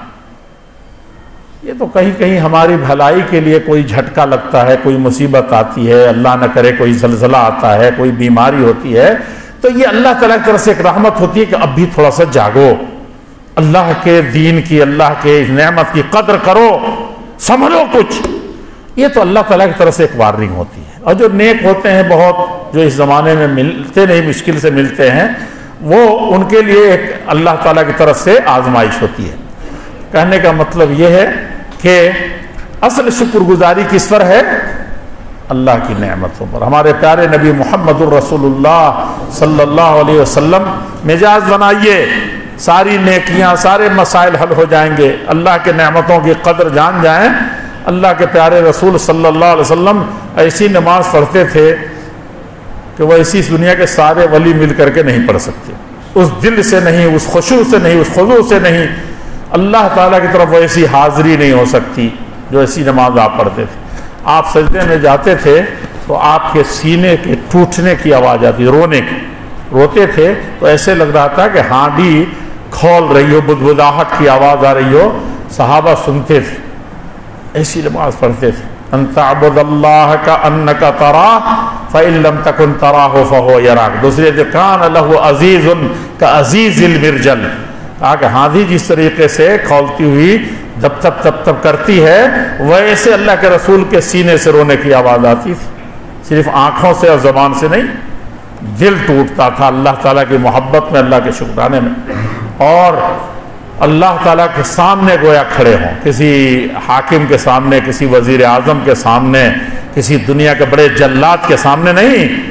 اللہ جبار و قہار کے سامنے, اور اللہ جیسے رحمان و رحیم کے سامنے, کہ اپنی ساری آرزویں اور ساری امیدیں اسی ذات سے پیوستہ ہیں, اور ہر طرح کا خوف, ہر طرح کا ڈر اسی جبار سے کہ جب چاہے توڑ دے, جب چاہے نیست و نابود کر دے, اس کے سامنے کھڑے ہیں. ایسی نماز آپ پڑھتے تھے, اور نماز پڑھنے کے بعد سلام پھیرتے کیا کہتے تھے؟ کیا پڑھتے ہیں؟ سلام پھیرا, نماز سے نکلے تو اب ہم کو فوراً مانگے اللہ ابو جہل ایسا ستاتا ہے کہ نہیں, ام جمیل راستے میں کانٹے بچھاتی ہے, اوپر سے اللہ تیرے خانہ کعبہ کی طرف جاتا ہوں نماز پڑھنے کے لیے, اوپر سے غلاظتیں ڈال دیتی. تو اللہ تعالیٰ کہیں نہ کہیں میری مدد فرما. کتنے دنوں سے بھوکا ہوں اللہ, ہمارے گھر میں ہی 1 مہینے سے چولہا نہیں جلا. آپ کی بیوی ہے عائشہ صدیقہ, بڑی پیاری بیوی تھی بھائی, دنیا کی ساری عورتوں پر فضیلت اللہ تعالیٰ نے دی تھی. اور کیا وہ نہیں ہوتی تو حدیث, اکثر اہل حدیث نہیں ہوتے آپ, حدیثیں اکثر پہنچائی انہوں نے. اور ذہین تو ایسی تھیں کہ اللہ کے رسول صلی اللہ علیہ وسلم کے جواب سے دنگ رہ جاتے تھے. ہماری مائیں اور بہنیں سن رہی ہیں تو میں ایک بات یہیں رک کر کے کہہ دوں, صرف ایک مرتبہ سب دنگ رہتی تھی, سب لوہا مانتی تھی ان کا کہ ایسی ذہین, ایسی عالمہ, ایسی سمجھدار, ایسی فقیہ کوئی اور عورت آپ کی نہیں ہے. اس لیے کہتی تھی کہ آپ تو ایسی ہیں ہی کہ سب اللہ کے نبی زیادہ چاہیں. تو ایک موقع سے انہوں نے کہہ دیا کہ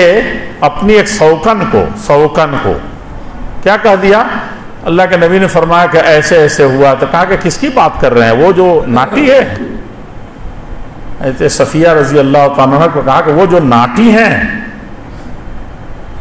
دیکھیے ہم لوگ بھی رہتے ہیں پیار میں, ہمارے بچے گالی دیں, کسی کو برا کہیں, کسی کو کچھ کہیں.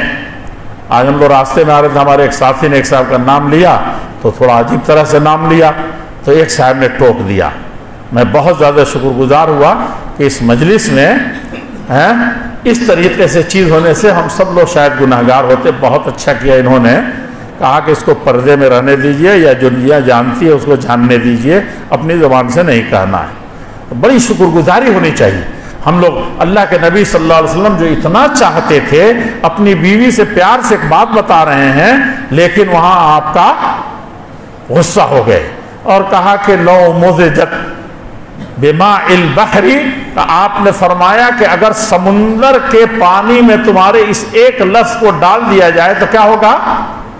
سمندر کا پانی جتنا کھارا اس سے کہیں زیادہ زہریلا ہو جائے, سب گندا ہو جائے. صرف سوکن کو ایک لفظ ناٹی تھی, وہ سب جانتے ہیں, سب حدیث کی کتاب میں لکھا ہے, سیرت میں لکھا ہوا ہے. تو کون سی بڑی بات کہہ دی, 9 بیویاں ہوں اور اس میں سے ایک کی تاریخ کوئی ناٹی والی, چھوٹی والی, ناٹی بھی اس کا ترجمہ نہیں کریں بلکہ چھوٹی والی, قصیرہ, کہا کہ وہی جو چھوٹی سی ہیں. اللہ کے نبی نے کہا ہم لوگ کتنے کیسی زمانے ہماری, کتنوں پر تبصرے ہیں, اور کہتے ہیں کہ رحمت نہیں آتی ہے. ایک پورا سمندر ہی زہریلا ہو گیا, ہم پوری سوسائٹی کو کتنی مرتبہ زہریلا بناتے ہیں. کہتے ہیں اللہ کی رحمت نہیں آتی, آپس کے محبتیں نہیں قائم ہو رہی ہیں, جمعیت جماعت پھول نہیں رہی ہے, مسلمان پروان نہیں چڑھ رہے ہیں, ان کی عزتیں نہیں ہیں. کیا ہو گیا ہم کو, کہاں ہیں ہم, بچے کہاں ہیں.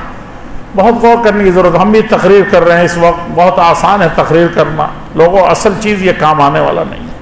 اگر دل میں اس کو رکھا, اس کو عمل کی دنیا میں لائے, بہت کہیں پیران فرض مکر کے غیبت میں نہیں ہے اجر ان کے اور مذمت میں زیادہ.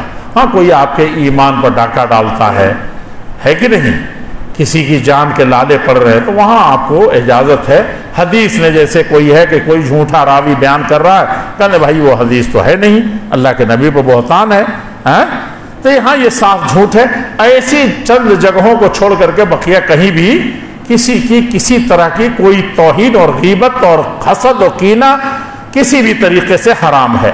بہت زیادہ ملحوظ خاطر رکھنے کی ضرورت ہے۔ اللہ کے پیارے رسول صلی اللہ علیہ وسلم اس وقت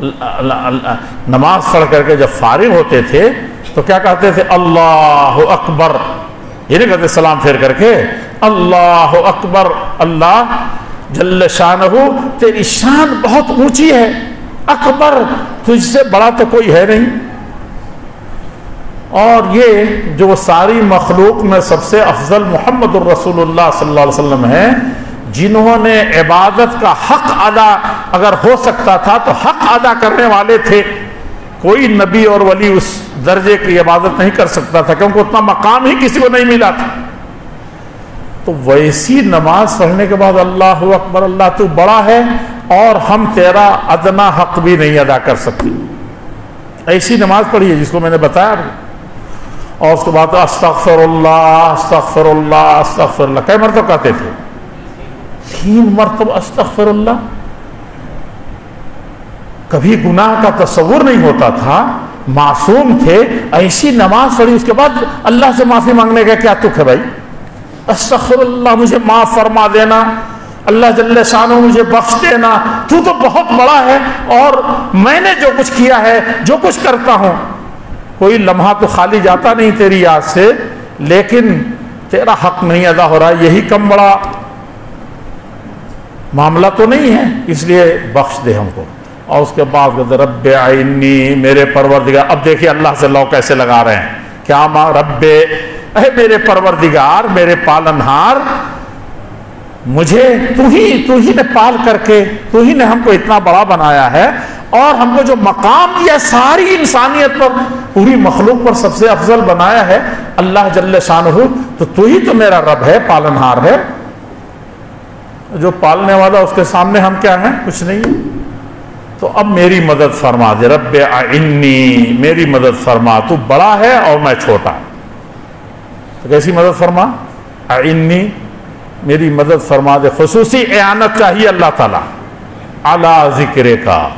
کس چیز کا؟ کہ میری مدد صرف اس کام میں چاہیے کہ میں تیرا ذکر کرتا رہوں، تیری ذکر سے غافل نہ ہوں۔ یہ ہے شکر گزاری، اللہ ذکر و شکر کا، اور ایسی دولت ملی ہے اس کا میں شکریہ ادا کروں بس۔ تو اصل شکر گزاری جب نیکی کی توفیق ہو، دولت اللہ کے راستے میں لٹانے کی ہو، کسی غریب کے کام آنے کی ہو، کسی مصیبت زدہ کو بچانے کی ہو، اور کسی غیر مسلم بھائی کے ساتھ بھلائی کر کے اس کو ایمان سے، اپنے اسلامی اخلاق سے اللہ سے قریب کرنے کا، یہ سب سے بڑا درجہ ہے۔ کنتم خیر امہ، اے محمد الرسول اللہ صلی اللہ علیہ وسلم کی امت، اللہ تعالیٰ فرماتے کنتم، تمہارے بارے میں تو لکھ دیا گیا ہے کہ خیر امہ، تم سب سے بہترین امت۔ کس لیے بڑی امت ہو؟ بڑے اچھے حاجی صاحب، نمازی صاحب کہلاتی ہو، نبی کی امت ہو؟ نہیں، آگے کام بتایا گیا ہے کہ اس امت سب سے بہتر امت تم اس لیے ہو، اخرجت للناس۔ جتنے لوگ قرآن کی تفسیر بیان کیے ہیں وہ سب لوگ یہی کہتے ہیں کہ اس سے مراد ہمارے غیر مسلم بھائی ہیں۔ اخرجت للناس، جتنے غیر مسلم ہوں، جس مذہب کے بھی ماننے والے، جس دھرم کے بھی ماننے والے، ان کے لیے اللہ تعالیٰ نے ہم کو پیدا کیا ہے۔ تأمرون بالمعروف، دنیا میں جتنی بھلائی کا، اچھائی کا، ان کی بہتری کا،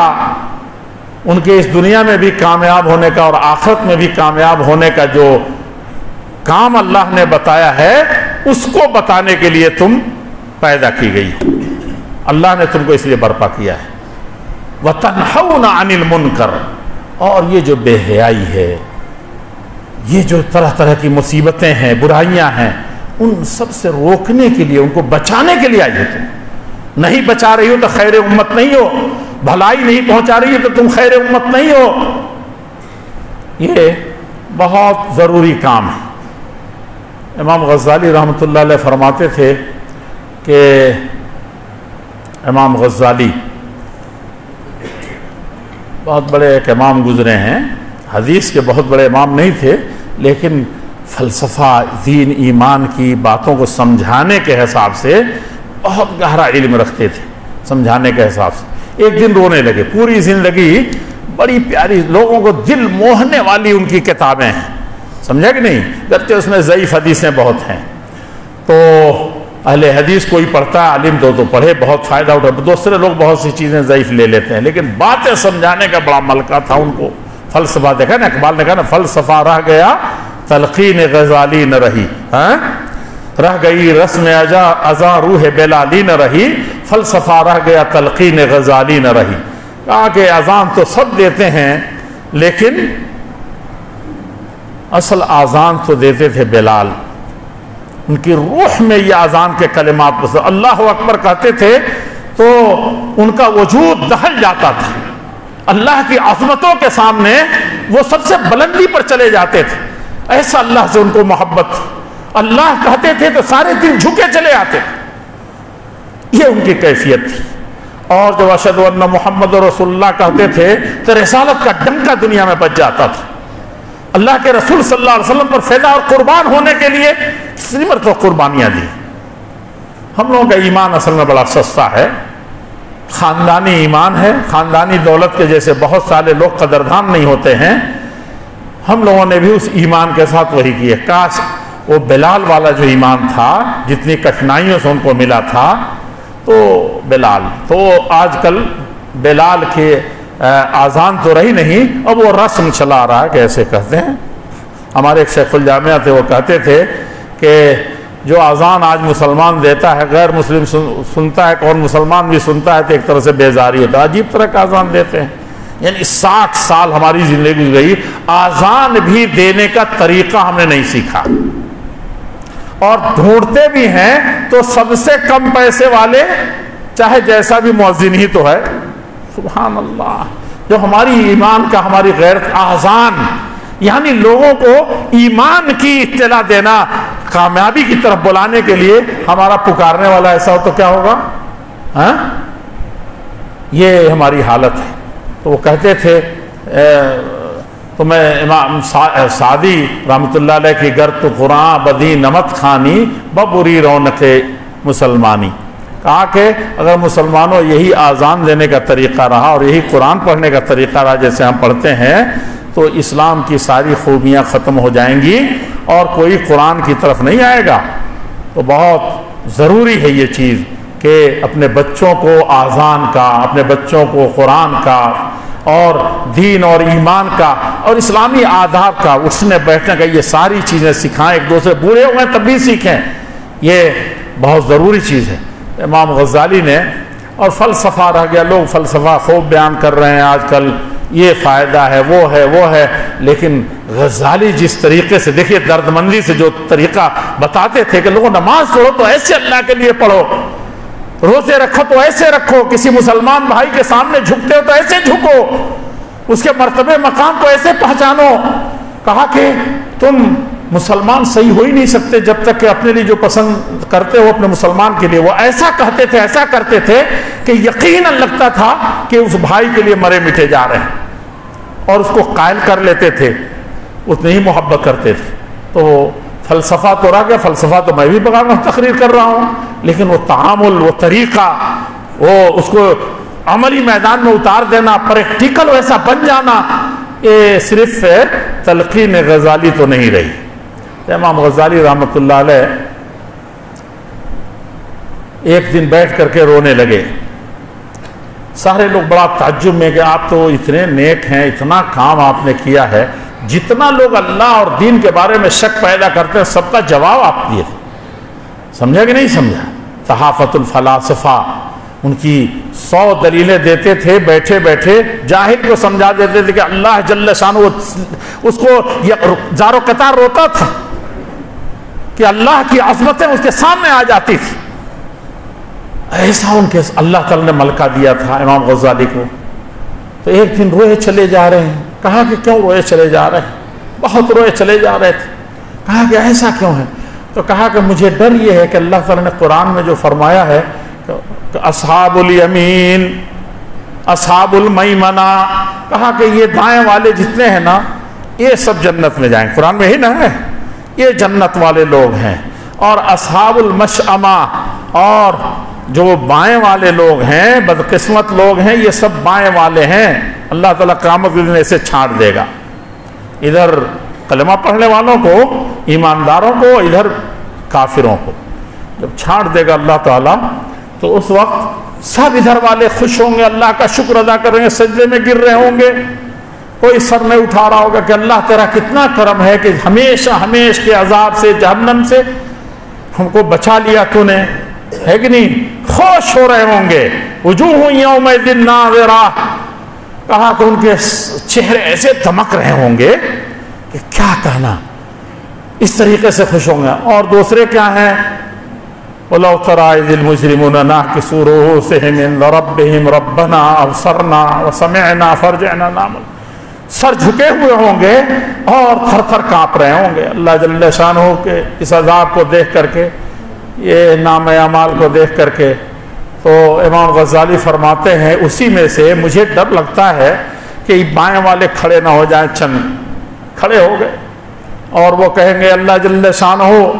ہم تجھ کو دیکھنے سے بھی محروم ہیں، تیری رحمتوں سے بھی محروم ہیں، جہنمی ہیں، اور ہم کو یہ سزا مل رہی ہے، لیکن رب العزت والجلال تیری دربار میں ایک گہار ہے، میں وہ گہار لگانے چاہتے ہیں ہم لوگ، تو سن لے رب العزت والجلال، یہ تو یوم الفرقان ہے، یہ تو میزان کا دن ہے، اور آج صحیح ترازو قائم ہوگا، انصاف کا دن، تو حقیقت میں مالک یوم الدین اصلی بدلے کا دن ہے، اور ہر چیز سنی جائے گی آج۔ تو ایک فریاد ہے، سن لے رب العزت والجلال، ہم تو جہنم کے لیے طے کر دیے گئے، ہم نے دنیا میں بڑی مصیبتیں سہی، کفر کی زندگی گزاری، کبھی خود ہم بہت زیادہ امن چین سے نہیں رہے، بیٹی تو تھی لیکن بیٹی پہلے دن سے وبال بن گئی تھی، جس دن پیدا ہوئی اور اسی دن ہمارا چہرہ کالا پڑ گیا، ہے کہ نہیں؟ وَإِذَا بُشِّرَ أَحَدُهُم بِالْأُنثَىٰ ظَلَّ وَجْهُهُ مُسْوَدًّا وَهُوَ كَظِيمٌ، کہا کہ کافر کو جو بچی پیدا ہوتی ہے، عرب کے کافروں کو بچی پیدا ہوتی تھی تو ان کا چہرہ جیسے اس کو خوشخبری، جب گھر میں ایک برکت آئی ہے، وہ کیا ہوتا تھا، اس کا چہرہ کالا پڑ جاتا تھا، اور اس قدر وہ ذلت محسوس کرتا تھا، یتوارا من القوم، قوم سے چھپا ہوا پھرتا تھا، کہیں سامنا نہ ہو جائے، کہیں خبر نہ پہنچ گئی ہو کہ بیٹی ہوئی ہے، سمجھا کہ نہیں؟ تو کہے گا کہ اللہ جل شانہ تیری شان بڑی نرالی ہے، لیکن بیٹی پیدا ہوئی تھی تو پہلے ہی دن سے ہم نے شرمندگی محسوس کی، اسی دن سے جتن کیا اس کے جہیز کے لیے، اسی دن سے جتن کیا اس کی شادی کے لیے، اور اس ظلم سے ہم اسی ظلم میں پڑتے رہے۔ بیٹا ہوا، اسی دن سے جشن منانا شروع کیا کہ بیٹے کو پالیں گے، فخر کریں گے اور دنیا کو فتح کریں گے رب العزت والجلال، اور بہت دھوم دھام سے شادی کریں گے اور جہیز بھی لیں گے۔ ایک مثال دے رہا ہوں آپ کو جو دنیا کی ریت ہے، تو پوری زندگی تو صرف ایک مسئلے میں ہم الجھے رہ گئے،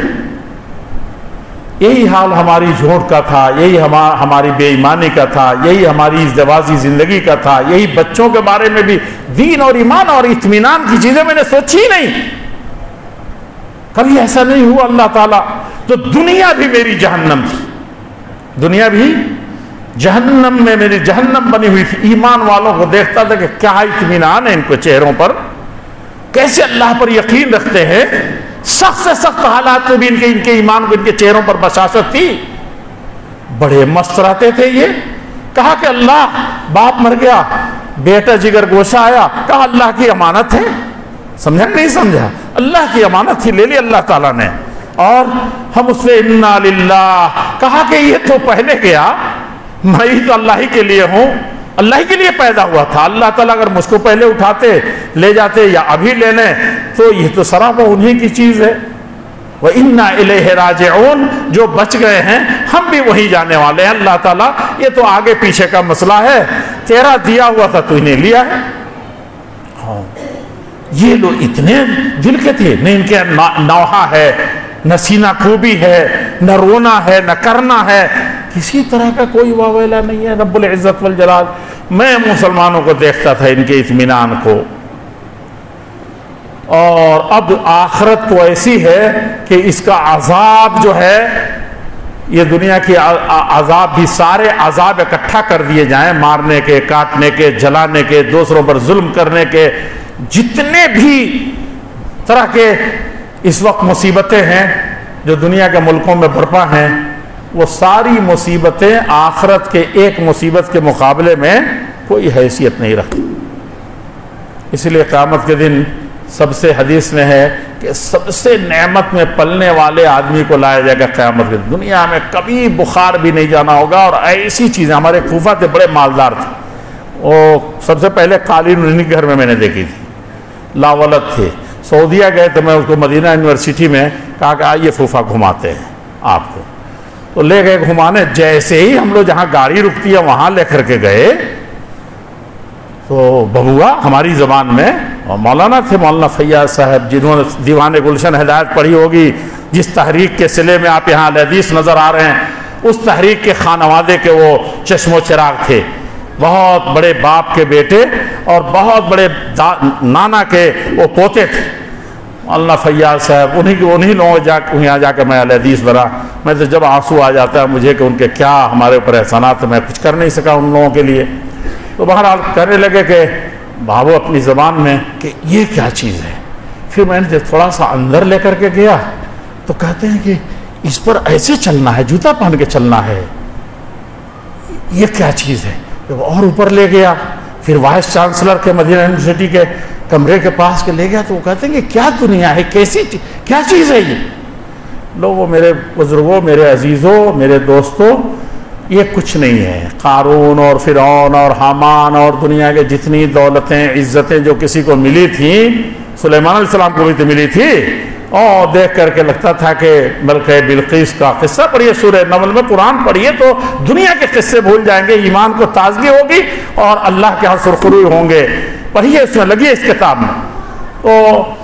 اس وقت کہنے کا مطلب ہے کہ سب سے زیادہ دنیا میں جو نعمتوں میں رہا ہوگا، کبھی کچھ نہیں جانا ہوگا، وہ بھی دنیا کی نعمتوں کو دیکھے گا، آخرت کی پہلی نعمت دیکھے گا تو کہے گا یا اللہ، دنیا ہمارے لیے جہنم تھی، کیسی بدبخت دنیا میں تھا اللہ جل شانہ ہو۔ یہ اصل تو یہ اس کے سامنے یہ دنیا کی جو اتنی اچھی زندگی گزاری تھی، وہ اس دنیا کو عذاب سمجھے گا،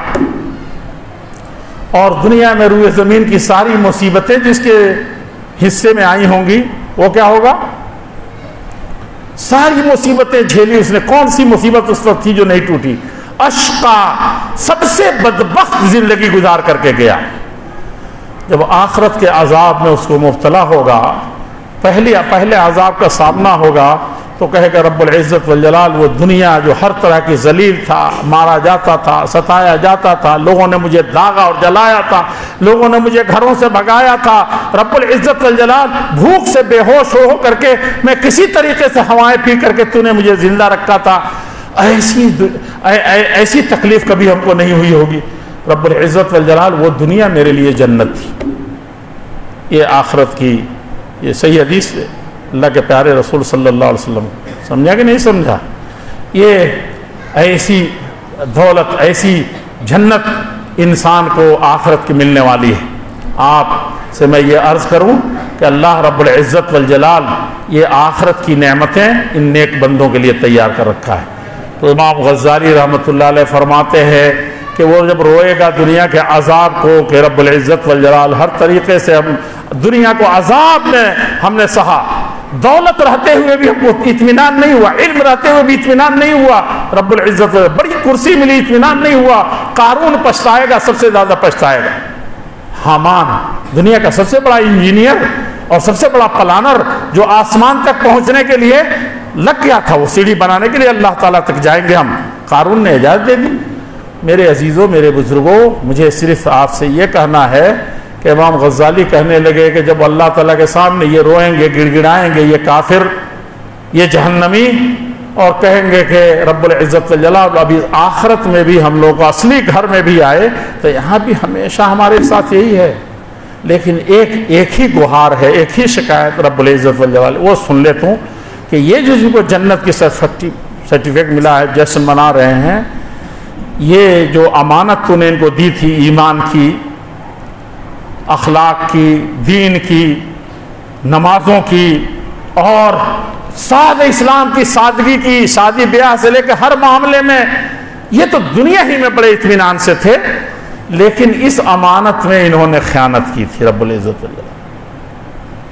کنتم خیر امہ, آپ نے کہا تھا کہ تم سب سے بہترین امت ہو, آج آپ نے اور بہتر بنا دیا. لیکن انہوں نے جو سب سے بڑی خیانت تھی, اخرجت للناس, لوگوں کو اس امانت کو پہنچانے کے لیے, لا الہ الا اللہ, اس کو پہنچانے کے, ہم تک بتانے کے لیے انہوں نے ہم کو نہیں پہنچایا تھا. تو یہ بتائیے کہ جو 1 روپیہ کی خیانت کرتا ہے, خائن مشہور ہو جاتا ہے کہ نہیں ہو جاتا ہے؟ ایک لفظ میں کوئی خیانت کرے, ہماری اس تقریر کو جا کر کے آپ دوسرے طریقے سے بیان کریں, کہیں کہ نہیں یہ تو ایسے کہہ رہے تھے, ہمارے ٹون کو بدل دیں, تو کیا ہوگا؟ یہ خیانت ہے. زبان کی بھی خیانت بہت بڑی خیانت ہوتی ہے, آنکھ کی بھی خیانت بہت بڑی خیانت ہوتی ہے. کسی طرح کی خیانت ہمارے معاشرے میں عام طور پر مال دولت کی خیانت بہت بڑی خیانت مانی جاتی ہے, 1 روپیے میں کرے. اور روئے زمین کی سب سے انا عرضنا الامانۃ علی السماوات والارض, اس دین اور ایمان اور قرآن کی امانت اللہ جل شانہ نے آپ کے حصے میں رکھی تھی, اور امانت کھانے کے لیے دی جاتی ہے.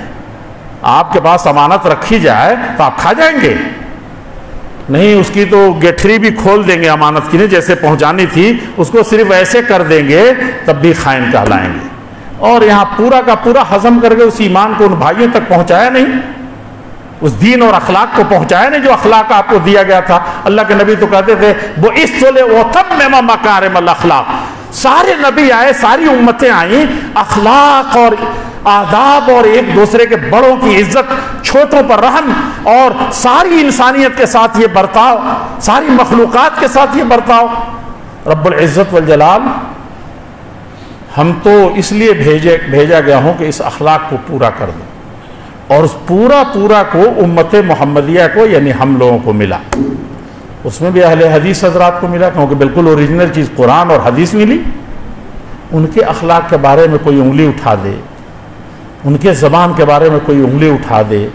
ان کے سوسائٹی کی طرف کسی کی انگلی اٹھ جائے, تو یقین جانیے کہ ہم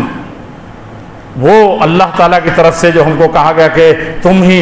گواہ بنا کر کے پیش کیے جاؤ گے, ساری امتوں پر گواہ بنائے جاؤ گے تم. اب دنیا ہمارے اوپر گواہی انگلی اٹھائے گی, گواہی دے گی. تو امام غزالی کہتے ہیں کہ ہم کو ڈر ہے کہ یہ جو سب سے بڑی خیانت کا جب انکشاف ہوگا تو اللہ جل شانہ کا غضب ایسا نہ ہو کہ بھڑک اٹھے اور وہ کہے کہ ان کو ادھر لے آؤ, ادھر سے جہنم کا راستہ سیدھا ہے, اور ان کو ادھر لے آؤ کیونکہ یہ معذور ہیں, ان کو اسلام نہیں پہنچا, ان کو ایمان نہیں پہنچا, ان کو اخلاق نہیں پہنچا جو اللہ نے محمد رسول اللہ صلی اللہ علیہ وسلم کو دے کر کے بھیجا تھا, اس کے مجرم یہ ہیں. وہ اسی فکر میں مرتے تھے. سمجھا کہ نہیں سمجھا؟ تو ایک اہل حدیث کی, ایک ایمان والے کی اگر یہ فکر ہے تو حقیقت میں دنیا, ورنہ تقریریں کرنے سے, تقریریں سنانے سے ٹھیک ہے اس سے ایمان تازہ ہوتا ہے, لیکن ہم کیا اپنے لیے ہم نے کر کے کیا آج سے حاصل کیا ہے, یہ ہم کو غور کرنے کی ضرورت ہے اور اعتراف کرنے کی ضرورت ہے ہم کو کہ جو قیامت میں تو سب فاعترفنا بذنوبنا, اور کہیں ہے کہ فاعترفوا بذنبہم, اپنے اپنے گناہوں کا اعتراف تو سب کریں گے. فرق صرف اتنا سا ہے کہ میں آپ سے کہہ دوں, فرق اتنا ہے کہ آج میں نے اس بچے کے ساتھ زیادتی کر دی ہے تو اس سے معافی مانگنے میں بہت شرم آ رہی ہے, اس کے ابا کے سامنے معافی مانگ لیا, کیا میری عزت رہ جائے گی؟ ان سے معافی مانگ لی 5 آدمیوں کے سامنے, اکیلے میں نہیں مانگتے, اکیلے میں میں اس سے میرا سر نیچے ہو جائے گا. بھائی زیادتی ہوئی ہے, 1 پیسے کا فرق پڑا تھا, ایک زبان کا فرق پڑا تھا, ایک ادنا حق کا, بھائی کا, بہن کا, بہنوں کا حصہ, بیٹیوں کے حقوق, اس میں سے کسی بھی کافر اور مسلم کسی کا بھی کوئی فرق نہیں ہے. اس سے ہم نے معافی مانگ لی, اکیلے میں جا کے معافی مانگ لی, ہو سکتا ہے خوش ہو جائے, وہ معاف کر دے گا. کوئی شرمندگی 1 آدمی کے سامنے, شرمندگی کیا ہے؟ آپ کو تو دولت مل رہی ہے بھائی, آپ کے اوپر اتنی بڑی مصیبت آئی ہے، ٹل رہی ہے، تو شرمانے کے موقع ہو کہ خوش ہونے کا موقع ہے. معاف کیا تو 1000 پائے. لیکن یہاں بیٹی کے سامنے، بیٹے کے سامنے، دادا کے سامنے، اپنی جمعیت جماعت کے متولیوں کے سامنے اور اماموں کے سامنے بہت شرم آتی ہے. اچھا ٹھیک ہے، ہم کو فجر کی نماز میں کوتاہی ہو گئی تھی، آج عصر میں ہو گئی تھی، کسی کی ضرورت ہے بیچ میں، بس آنکھ سے آنسو آئے، اللہ تعالیٰ یہ کوتاہی ہو گئی مجھ سے ظہر میں، ہے کہ نہیں؟ رب العزت والجلال، یہ آنکھوں کی خیانت آج مجھ سے ہو گئی ہے، میرے ہاتھ سے، میری زبان سے زیادتی ہو گئی. کوئی بیچ میں ضرورت ہے کسی کی؟ اللہ جل شانہ معاف کرتے ہیں. بس آپ نے گردن جھکائی، ہاتھ اٹھا لیا، یا دل ہی میں اللہ سے رشتہ جوڑ لیا کہ اللہ رب العزت والجلال یہ تو بڑی زیادتی ہے، معاف فرما دے، تو اللہ تعالیٰ کتنا خوش ہوتے ہیں، کتنا خوش ہوتے ہیں.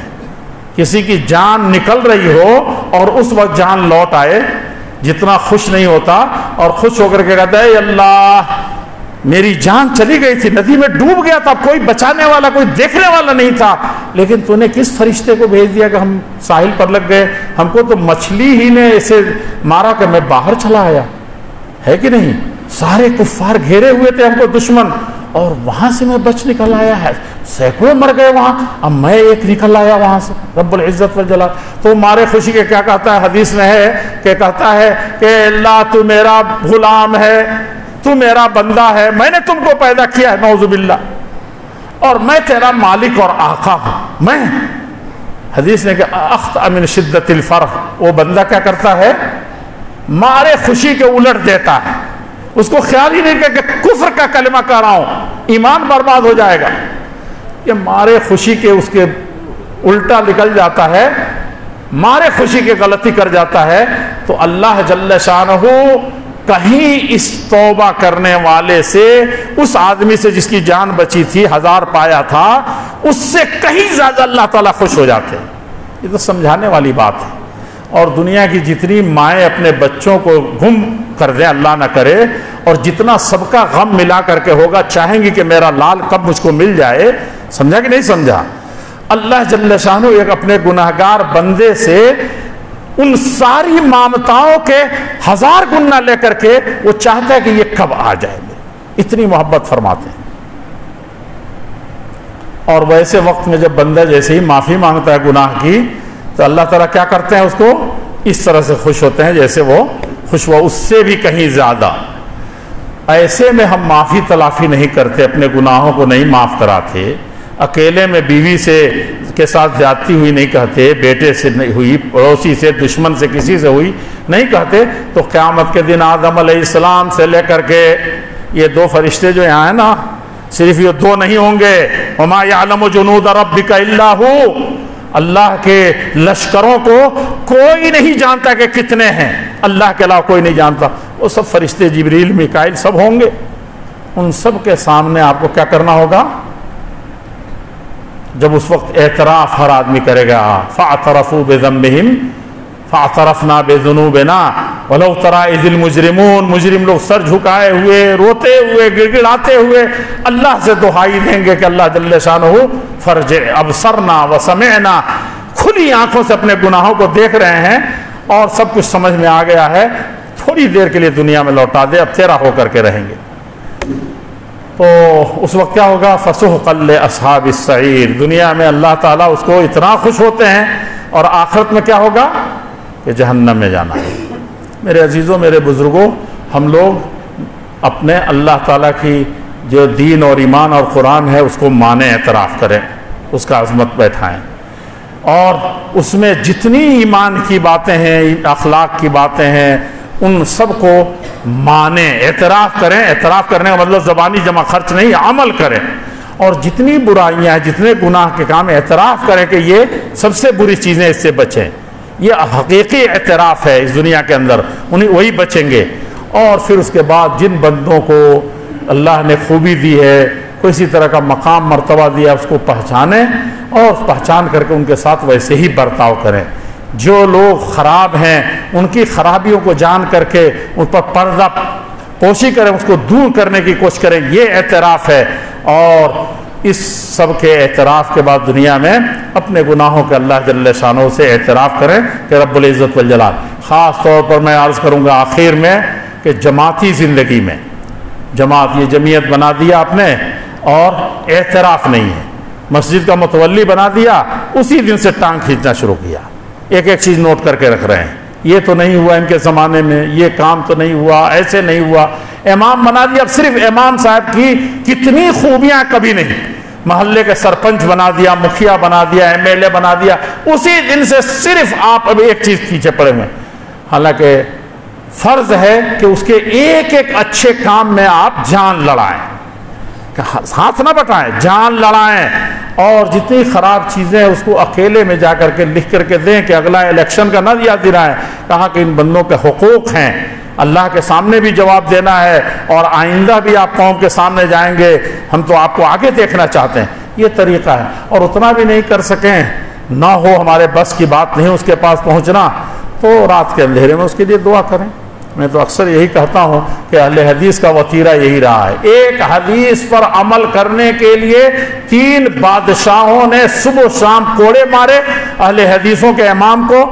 اور بے ہوش ہو جاتے تھے، لے آ کے پھینک دیتے تھے، جیل میں پھینک دیتے تھے، اور پھر ان کو لا کر کے مارتے تھے. جب ان کو لوگوں نے کہا کہ ساری دنیا کے امام آپ ہیں اور سب کے امام ہیں، سارے لوگ انتظار کر رہے ہیں کہ بغاوت کر دیجئے، صرف اجازت دے دی. ایک دن چپکے سے گھسے امام مروزی، بہت بڑے امام تھے، یہ تعظیم قدر صلاۃ نماز میں اس سے اچھی کتاب نہیں لکھی گئی حدیث کی جب اس کی تحقیق. تو میں عرض کروں کہ وہ گئے، ایک دن داخل ہوئے امام محمد بن حنبل پر، موقع پا کر کے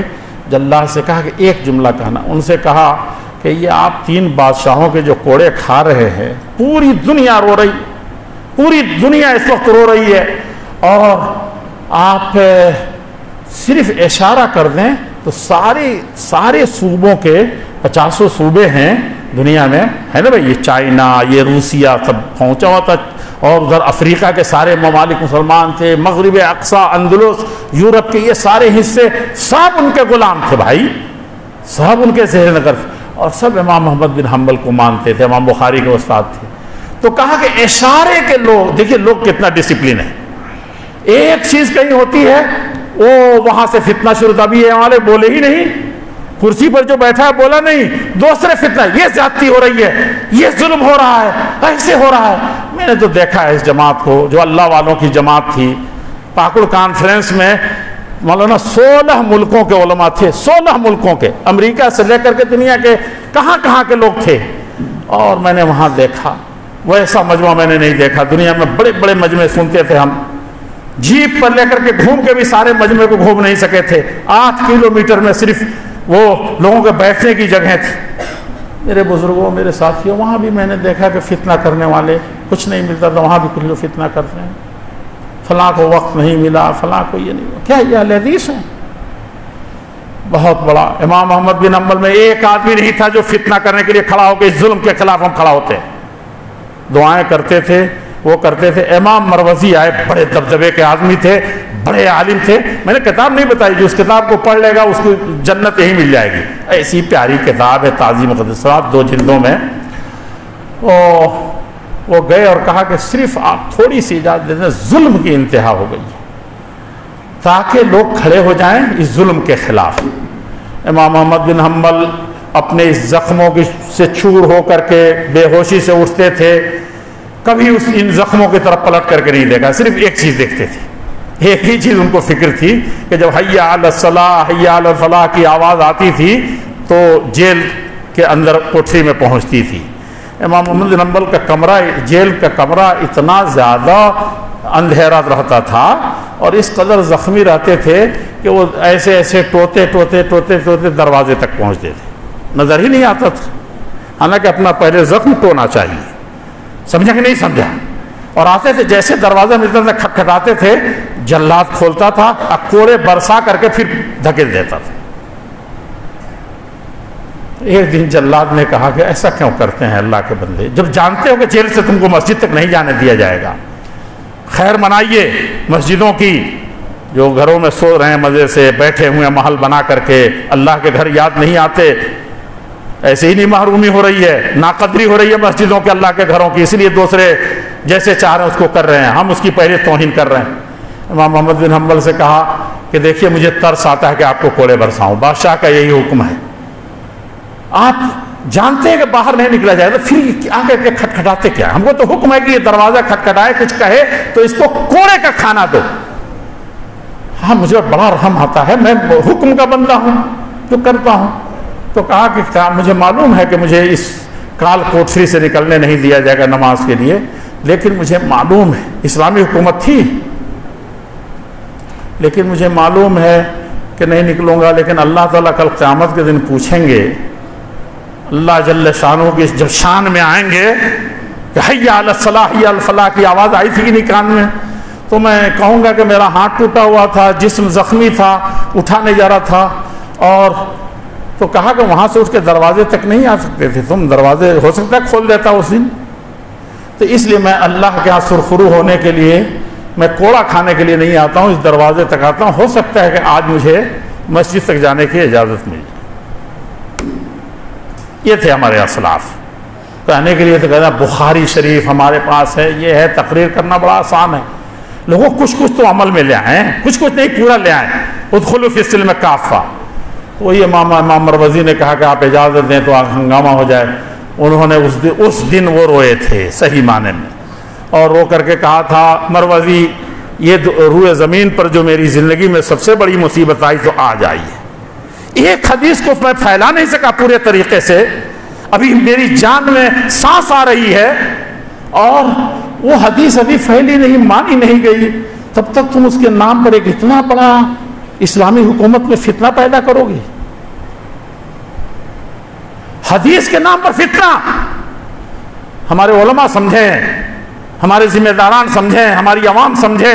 کہاں جا رہے ہیں ہم لوگ؟ جمعیت جماعت کے جھگڑے ہیں، تماشے ہیں۔ میں تو 20 سالوں سے جس طریقے سے یقیناً اللہ تعالیٰ نے، میں جامعہ سلفیہ میں تھا، میں اپنے کسی عمل پر نہیں پچھتاتا ہوں، لیکن اس پر ضرور کبھی کبھی پچھتاوا ہوتا ہے کہ وہاں تھے تو اللہ تعالیٰ نے کیا مقام دیا تھا۔ مقام تو خیر کوئی چیز ہے ہی نہیں، مقام کیا چیز؟ مقام کا مطلب یہ ہے کہ جہاں قیام تھا وہاں ہم حدیث پڑھاتے تھے، قرآن پڑھاتے تھے اور بہت سا کام انجام دیتے تھے۔ میں آج کل سوچتا ہوں کہ اتنا کیسے لکھ لیتے تھے، اتنا کیسے پڑھ لیتے تھے، اتنا کیسے تبلیغ کر لیتے تھے، اتنے مناظرے کیسے کر لیتے تھے، اور اتنے جمعہ میں اور اتنے شہروں کا کیرلا سے لے کر کے اور سعودی عرب اور دنیا کی یہ ملکوں کے دورے اور جامعہ سلفیہ بنارس کی نمائندگی کیسے کر لیتے تھے، مجھے تعجب ہوتا ہے۔ سمجھا کہ نہیں سمجھا؟ لیکن یہاں آ کر کے صرف اسی طرح کے مسائل، جہاں جاؤ جیسے جاؤ یہی سب مسائل سننے کو ملتے ہیں۔ آپ کے صوبے میں بڑی آزمائشوں سے گزرنا پڑا۔ میری خواہش ہوتی ہے کہ 24 گھنٹہ، کل ہی کوئی بتا رہا تھا ہمارے ساتھیوں میں سے کہ ہم کرناٹکا کا 16 گھنٹہ 24 گھنٹے بعد سفر میں آپ بھی تھے، اور جس کا ایک بات میں بھول جاؤں گا، ہمارے امام صاحب نے جو ذکر کیا ہے کہ سعودیہ کا سب سے بڑا ایوارڈ حدیث کا، وہ مجھ کو نہیں ملا تھا۔ وہ جو ایوارڈ دیا جاتا ہے حدیث کا، سب سے بڑا ایوارڈ دنیا کا سب سے بڑا ایوارڈ دیا جاتا ہے، اس کی جو کمیٹی پاس کرتے ہیں چند لوگ، اس میں پاس کرنے والوں میں میں اس کا ممبر ہوں، میں اہل اولیاء اس کی ہائی کمیٹی کا ممبر ہوں۔ مجھے وہ ایوارڈ نہیں ملتا ہے، وہ ایوارڈ ہم لوگ دیتے ہیں، ہم لوگ قلم سے دیا جاتا ہے، وہ غلط فہمی نہیں ہونی چاہیے۔ کہنے کا مطلب یہ ہے کہ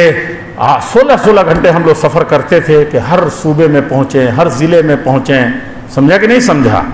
اور آپ سے پوچھئے کہ اس 84 سالہ زندگی میں ابھی 10 مریض ہونے کے باوجود جو آپ کے صوبے کے اس وقت قائم مقام امیر ہیں، جو عمارت کا یہاں امیر کی حیثیت سے کام کر رہے وکیل پرویز صاحب،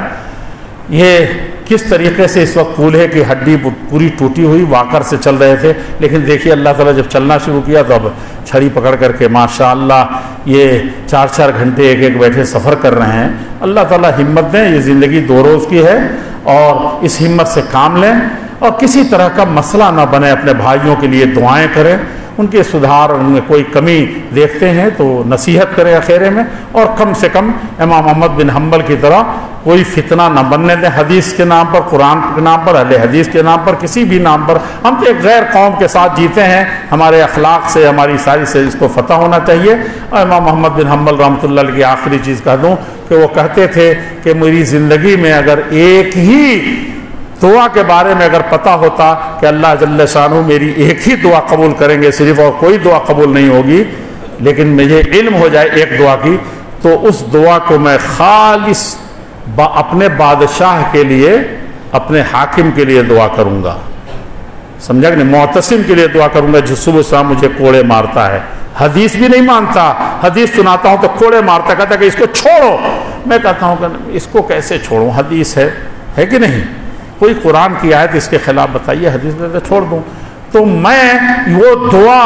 اپنے بچوں کے لیے نہیں، اپنے جنت کے لیے نہیں، اپنے جہنم کے لیے نہیں، جنت میں سمجھتا ہوں کہ اس حاکم کے سدھار کے لیے میں دعا کروں۔